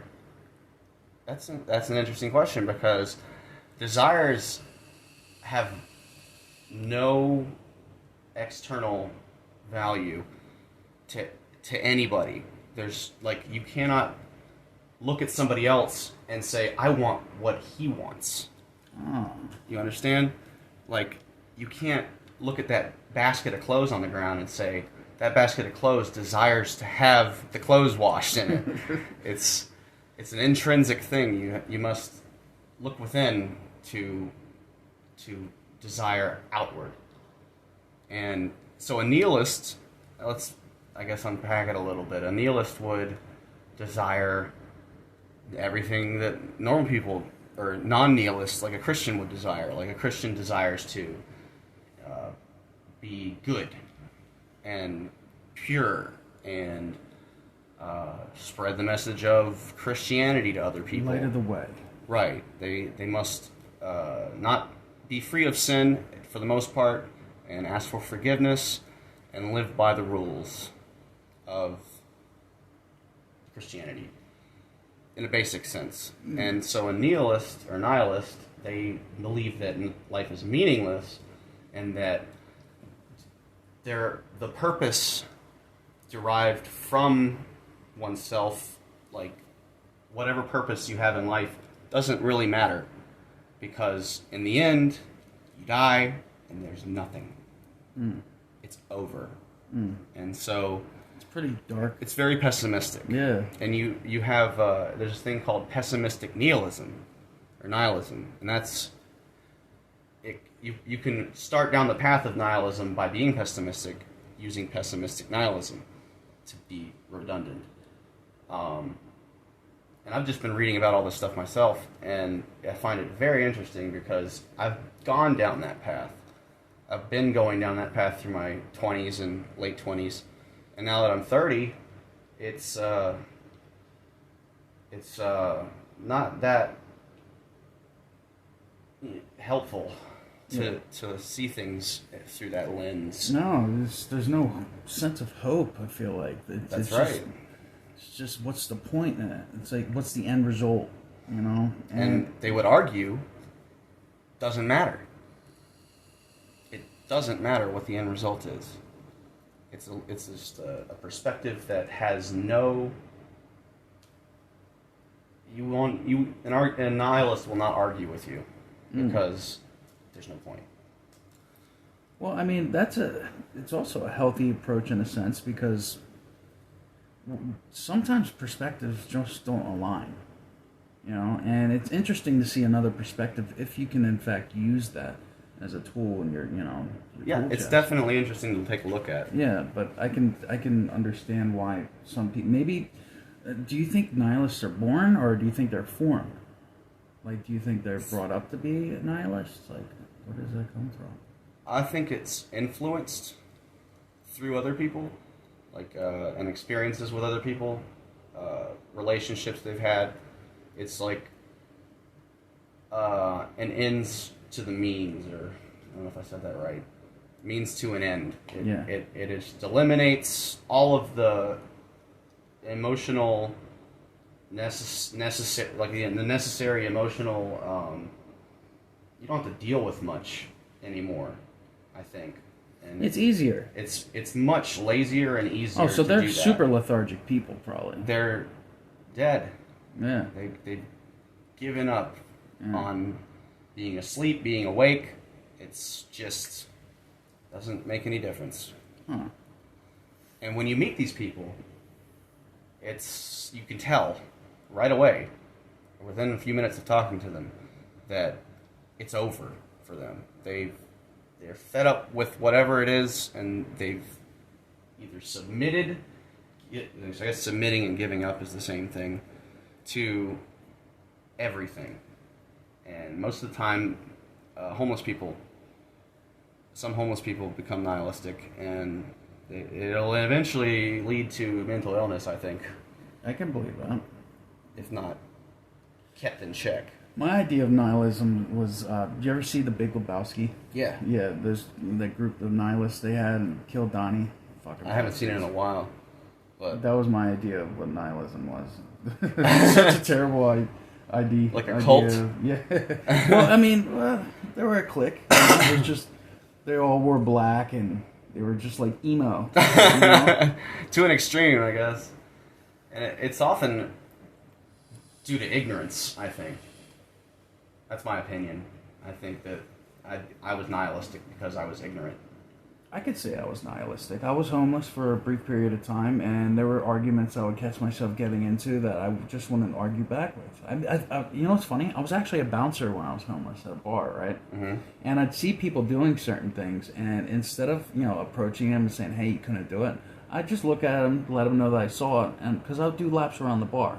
I'd walk back around, and if they were still doing that certain thing, I would look at them, stop, see if they'll keep doing it. If they didn't, I'd approach them like, hey, X, Y, and Z, And is that effective?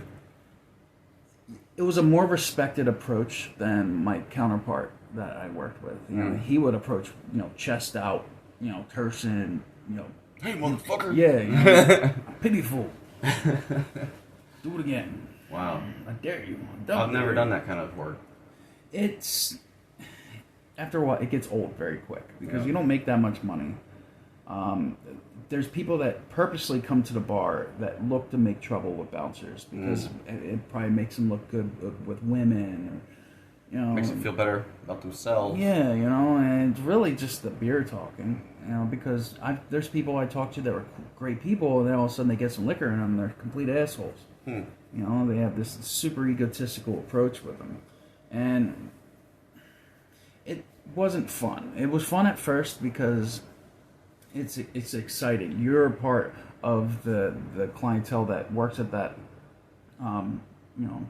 business that has to see all the chaos. If you're not seeing the chaos, you're not doing your job.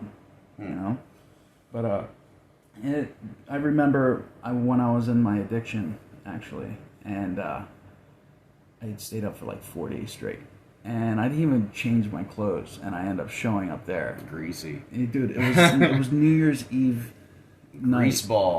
Grease ball, no sleep, and then on top of that, somebody gave me a weed vape pen to hit, and that just stupid. Oh my god, that just added fuel to the fire. And now I'm like paranoid. I'm thinking people that are done smoking their cigarette outside coming back in, I'm carding them again, and they're getting pissed with me, and then they're clicking up with other people like, yo, why you being a dick? And it's like, well, I can't be submissive. Then all of a sudden this pushover.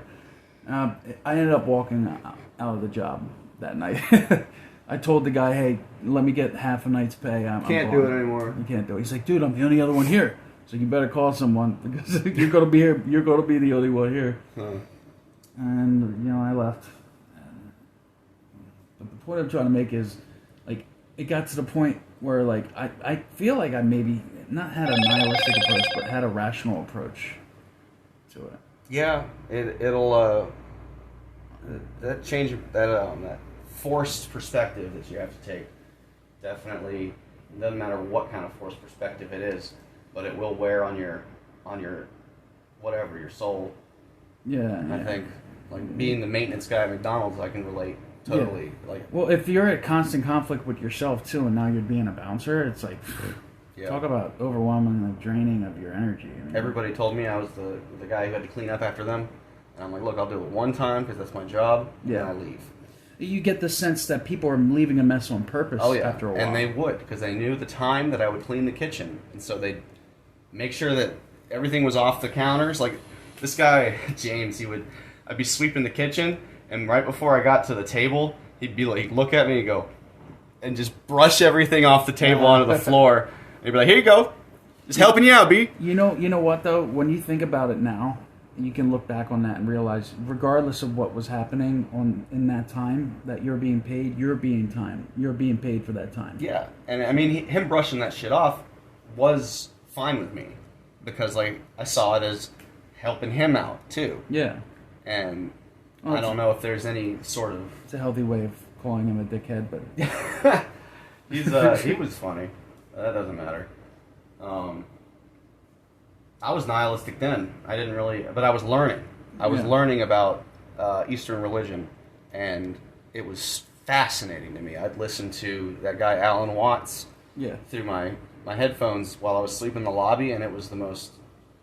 It would take me away from sweeping and mopping, and and the trivial, tedious tasks that I had to do for that job, because it was the same thing every night.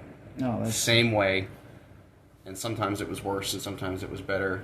Like, it must have sucked starting your shift. It's like, this it sucks starting working there too. Yeah. Like beginning that type of job, because you don't have a routine, you don't have anything set up. You have to figure out how you're going to do things for the rest of your time there. Yeah. And then you do that. Okay. And this is redundant. yeah, clocking in was bad sometimes, because I'd be no sleep. You know, I was a trash man, and that was a job. When I first did it, I definitely did not look forward to it. Your body hurt. You know, it was extremely physical, and you didn't get paid by the hour where I worked. You got paid by the day. So depending on how much you busted your ass, depended on their desire to put you on a much more lucrative route pay wise. Like, they have routes that were $65 a day. They had routes that were 75, 85, 95. I think the highest one they had was like 120. And with that, what you were doing was working the biggest routes that they had, in addition to taking yard waste. And that yard waste can be a pain in the ass. You would pull up to a house, and it would have, like, I don't know if you ever seen the houses that had those paper bags in front of them, like the brown ones. Paper bags? Yeah, they're like big paper brown bags. Wow. They're like waist high. Okay. They have them up north. All right. A lot of people that will like trim their hedges or cut their grass, they'll put them in these bags.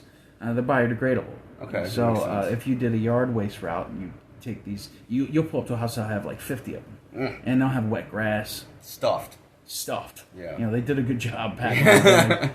And you got to throw each one of them in the back of the truck. You could be in front of one house for like a good 5 to 6 minutes. Yeah. Now, that doesn't seem like that much of a long time, but when you have thousands of houses that get done that day, you got to keep rhythm. And you got to keep the rhythm. You got to make sure you don't hurt yourself, because if you want to move fast, you got to make sure that your body movements, not an unhealthy manner. Like, let's say the way I would swing the bags, it was graceful. I looked like a ballerina.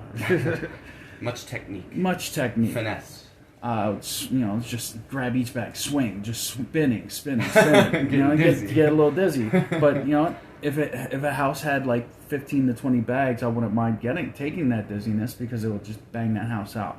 And you approach the next house and it has 2 bags. But the point I'm trying to make is, at the end of the day, you're so sore and physically exhausted. And you go to bed, you wake up, and you got to deal with enhanced soreness from the day before, and then it adds to it. Yeah, it just adds to it, and you get no break from it. And to top it off, you're not making no hourly wage; you're making friggin' a certain amount per day. And if you get hurt on the truck, it's a wrap. They don't. Yeah. You're done. You're fired. So the mental fortitude that one has is very important. Yeah. Depending on the type of work they do. Yeah, I mean, do you want to make? Not depending, but. It helps. I mean, how much do you think McDonald's makes an hour, a day? The one I worked at, they averaged $12,000 to $15,000 a day.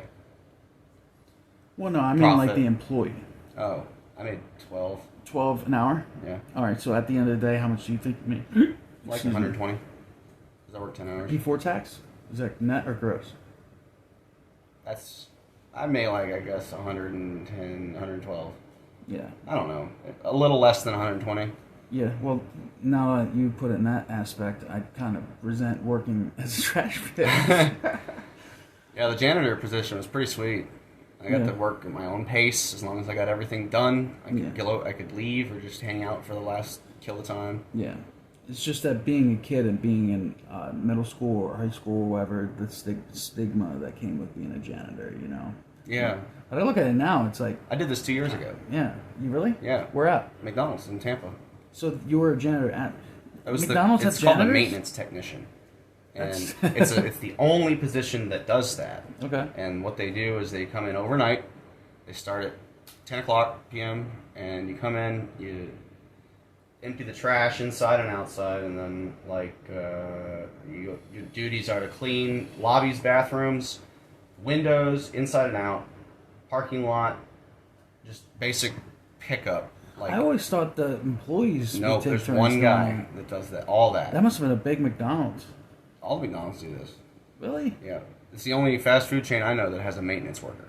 Wow. So he also filters the grease and the That's a oil shit for job. the fries. Not that bad. You get used to it. Really? Yeah, it doesn't take long. You gotta the worst part is scrubbing the inside of the grease vat when you drain the oil into the pan. There's no way to clean it other than getting your hand in there, lifting up the heating element. It lifts out, Yeah. and it's still on. You can turn it off, but it's still hot. Yeah. And you get in there with they have the right tool that you can order from the manufacturer that makes the deep fryer? the Casper's company. No, they order from McDonald's, and there's only a select amount of tools you can buy for your maintenance worker. Okay. And so those tools suck. They're not designed properly. They look cool, but they don't work. Or they wear out really fast. So the best thing you could use is like a steel wool. Okay. Like the strongest grit steel wool. And then you put it on like a stick or something. No, you go in there with your hand and you just get the sides of the vat because there's grease crumbs get stuck at the level the grease was at. You know what I'm saying? Yeah. And that, you could taste that. yes, I've been to restaurants where it's like, It's you old. go in there, you don't have to eat the food. You can smell that the oil burns. is bad. Yeah. It burns after it gets enough sediment in it. It starts burning the shit off the top, Yeah. and it's not good. I wonder how much carcinogens is involved with something like that. Do you think there is? I mean, because of the oil, maybe not. Like, Burning it into carbon, because I don't know. it can't be healthy. It's definitely raises your cholesterol. But the worst part was cleaning out the grease that was filtered. All the crumbs and shit go down into this little pan, and you got to take the pan out and clean that at the end of your shift. Yeah. And it's gross. Yeah. Did you ever clean a grease trap? Yes. That is not fun. Behind the grill is even worse. Then the grease When trap? you move the grill out and get all the shit that's been laying there Does for it smell months. like a grease trap, though? It smells like old grease that's been decomposing. Yeah. It's bad. I remember I was in a boot camp. I was a juvenile boot camp, and one of the worst punishments they would have for us was, they'd single one person out that was acting up, and they'll make them clean the grease trap. Now, when we opened that grease trap, you can smell it. It felt like you probably could smell it for miles. It was just Thick. so rancid. It was so bad. I'm grateful I never had to do that, but I always knew when the grease trap was open because I could smell it. I'd be like doing my push-ups or something. They must not clean it very often. No, so yeah, They clean the grease trap for the grill like twice a day at McDonald's. Yeah, well, they every have shift. They have to. It's A big regulation. chain like that, people get lawsuit crazy. Oh, yeah. They find out anything. Like, for example, remember that coffee incident with the lady? Yes. Oh man! And you ever notice McDonald's coffee is way hotter than any other coffee that me personally that I've ever drunk. Yeah. Yeah. They got those industrial burners. Yeah. Seat one on the top, one on the bottom. Well, I think I read somewhere that the better the higher the temperature the coffee's brewed at, the better it tastes. Sure. And it probably also has to do with the shelf life of the coffee too. Let's say the coffee's sitting around all day, and they want it to keep its taste. Maybe the temperature has something to do with that as well. You know? But I just remember being scolded. But it warned you because that lady made sure of that that got burnt. Yeah, there's warning labels all over the coffee cups now. They have new coffee cups. Yeah, they're like super thick. Yeah, hot cups. Yeah, you can keep those cups. Well, that job taught me a lot about patience and tolerance for not only myself, like I have to tolerate me being impatient. It was a learning experience.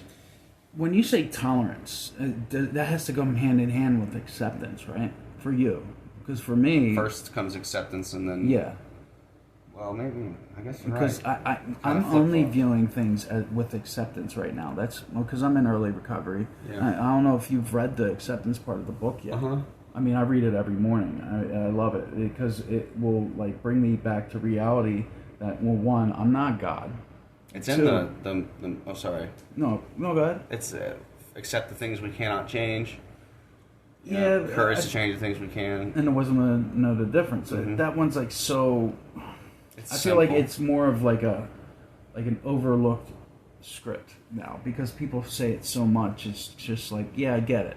I have to accept things I cannot change because if I can't change it, then I'll just be miserable because, I need to have the reality of the fact that, I can't control everything. Most things. Most things. This thing right here, though, like, I read it every morning. I'm not going to read the whole thing to you, but... Go ahead. Where's it at? I read this every morning, and it helps me whenever I have a shitty day at work or I get hit by a truck. Yeah. That sucks. I will read the whole thing. It says, "And acceptance is the answer to all my problems today. When I am disturbed, it is because I find some person, place, thing, or situation, some phase of my life, unacceptable to me, and I can find no serenity until I accept that person, place, thing, or situation as being exactly the way it's supposed to be at this moment. Nothing, absolutely nothing happens in God's world by mistake. Until I could accept my alcoholism, or drug addiction, or sex addiction, or obsessive compulsion, mental illness. The list can go on. The point is, I could not, stay happy. I cannot stay sober. I cannot stay healthy, unless I accept life completely on life's terms. Excuse me. I need to concentrate not so much on what needs to be changed in the world as on what needs to be changed in me and my attitudes. Now I love that, because it's like you can only control you. And there's even certain things where you can't control you, like when you're getting thrown off the bike. Do you have that PDF that I sent you? Where's it at? I sent it to your Facebook. Let's take a look. Let's go to Brian. No, I think he texted it to me. I did? Yeah. Yeah, so it's blank. What? Yeah, you sent me a ghost. I didn't say anything? Nope. But the acceptance part of the book, like, that's what is really keeping me grounded and, positive through my situation. I'm not going to have my medical bills compensated by the person that put me in this situation, which I could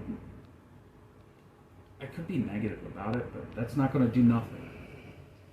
So I have to accept it. Embrace the fact that maybe I should ride on the opposite side of the street if I choose to ride a bike again. Stupid little things like that where I play a part. That's the only thing I can really look back on. I sent it to you now. Alright, let's take a look at it. Yeah. There we are, here. Alright. Nope. What? Oh, son of a bitch. Son of a bitch.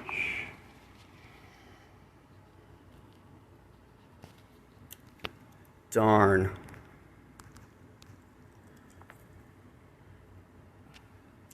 That's stupid. What are you gonna do? What? What are you gonna do? Sometimes PDFs don't want to say.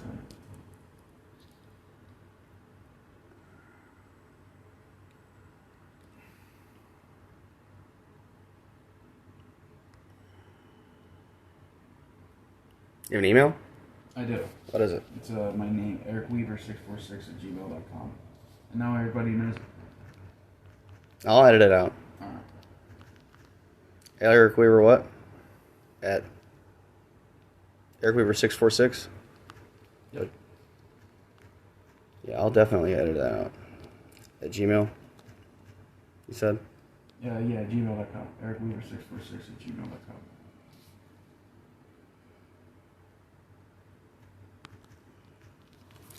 Yeah, I keep feeling like I gotta be in a rush because the podcast is recording. Yeah. But I remember every time I think that way that I can edit it out. It's like you can control the reality. Yeah, of I the can. conversation. I can shorten it up. This is really interesting stuff. What? I sent it to your email. Check your email. Check your email. Check your Google. Google.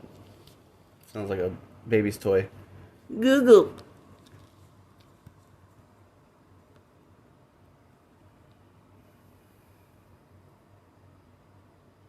At least I think I did.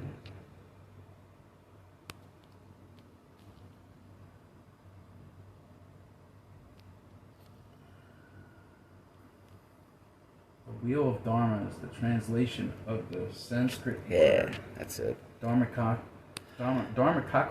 Yeah. Similar to the wheel of the cart that keeps revolving, it symbolizes the Buddha's teaching as it continues to be spread widely and endlessly. The 8 spokes of the wheel represent the Noble Eightfold Path of Buddhism, the most important way of practice. The Noble Eightfold Path refers to the right view, the right thought, right speech, right behavior, right livelihood, right effort, right mindfulness, and right meditation. In the olden days, before statues and other images of Buddha were made, this wheel of Dharma served as the object of worship. At the present time, the wheel is used internationally as the common symbol of Buddhism. It's an interesting little thing too. Yeah. Looks like a sailboat wheel. Yeah, like just keeps on. You turn it either way. Yeah. Let me see that real quick. I want to read the little part that I was reading earlier. It's on page 60. No, a little bit further up. It's Causation, Chapter 1. The Fourfold Noble Truth. It says, the world is full of suffering. Birth is suffering, old age is suffering, sickness and death are sufferings. To meet a person whom one hates is suffering. To be separate from a beloved one is suffering. To be vainly struggling to satisfy one's needs is suffering. In fact, life that is not free from desire and passion is always involved with distress. This is called the truth of suffering. The cause of human suffering is undoubtedly found in the thirsts of the physical body and in the illusions of worldly passion. If these thirsts and illusions are traced to their source, they are found to be rooted in the intense desires of physical instincts. Thus desire, having a strong will to live as its basis, seeks that which it feels desirable, even if it is sometimes death. This is called the truth of the cause of suffering.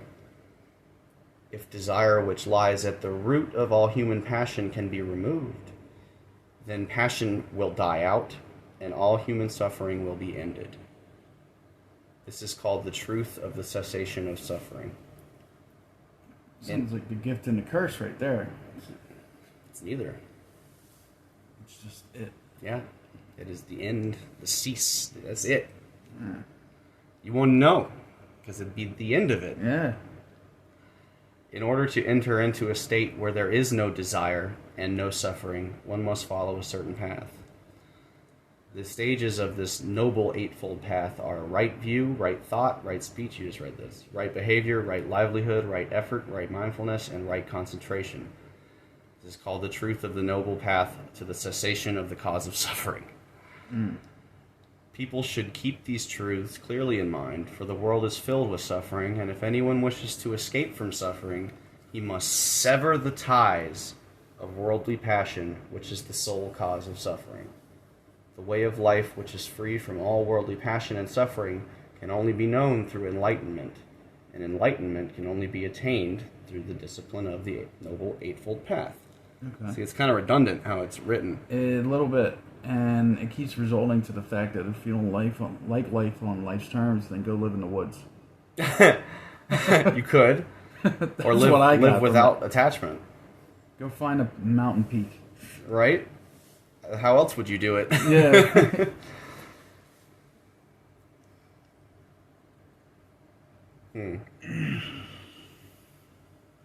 I don't know. It's interesting to me to read this stuff. Oh, There's is it? way too many pages to read now. Yeah. The causation. Yeah. The causes of all human suffering, and there is a way in which they may be ended. That's chapter 1, right? I think. I just picked some random thing to read. Oh. I saw causation. Was it causation? Scroll wheel down. Just go somewhere random. Boom. The relief offered by Buddha. That's the name of the book, right? No, this is the teachings of Buddha. Amid Buddha's land of purity, The Buddha of infinite light and boundless life is ever living and ever radiating his truth. In his pure land, there is no suffering and no darkness, and every hour is passed in joy. Therefore, it is called the land of bliss. Now, the land of Buddha, are they being metaphorical and you're referring to meditation? No, it's 'Cause a I real feel- place. It's a real place? Yes. Oh. It's the same. It's saying like it's in every religion, I think, or at least all the ones I've looked at, because it's like the land of milk and honey. Heaven, for example. Okay. It's Eden? sure Yeah. the opposite of hell. Yeah. To me personally, coming to Southern Florida was like my. I don't want to say Eden. That's over dramatic, but yeah, we'll go there.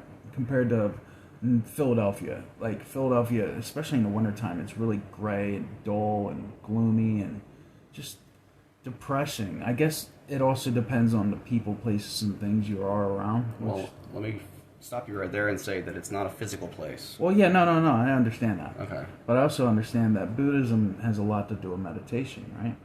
It's part of it. It's part of it. Mm-hmm. Mindfulness. Those 8 things Yeah. are what it consists of. Okay. Those 8 noble or eightfold paths, whatever it said. I forgot. So, are they like? Maybe I need to read a little further in the book, but are they referring to the fact that you won't know pure happiness until you go to the physical land of Buddha? Or No, you can experience happiness, but only through the short term fulfillment of your desires, Okay. and that's where the compulsion and obsession comes from, is knowing that you can get just a taste of it, Yeah. and then seeking that out for the rest of your life Ah. and into the next life. Ah. Because if you keep seeking that out, You'll never find it. it puts you in bondage. Yeah. It ties you here to this physical realm. You became a slave Definitely. And a slave to whom? But yourself. to yourself and your desires. Yeah. So, if you stay in that bondage, it'll keep you here into the next life, and you stay until one awakens. Interesting. And once you awaken, you are reborn into your final body. So the secret is to have a wide variety of desires and balance them. Trick somebody. Not trick the universe. somebody. Trick the universe. Yeah. Just desire everything. Yeah, desire everything. I'm gonna take a pause for a second Okay. because I want to get a coffee. We've been talking for 50 minutes.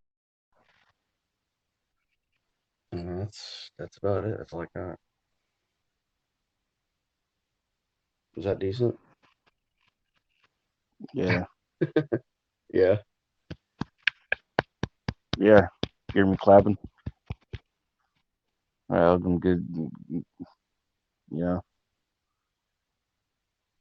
I wish I could. I mean, I wish I could. Oh, I need I was there, kind of, because I mean, people with addictions. No offense, but for anybody, but that had addiction, Oh. there always had some interesting going on. You know what I'm saying? Interesting, Yeah. interesting characters, man.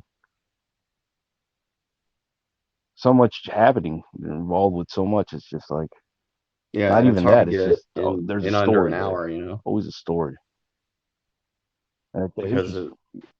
oftentimes Yeah. I trail off on something, or they trail off on something, whoever it is I'm talking to, and or get so in depth in a certain aspect of Yeah. something that it could go on for hours.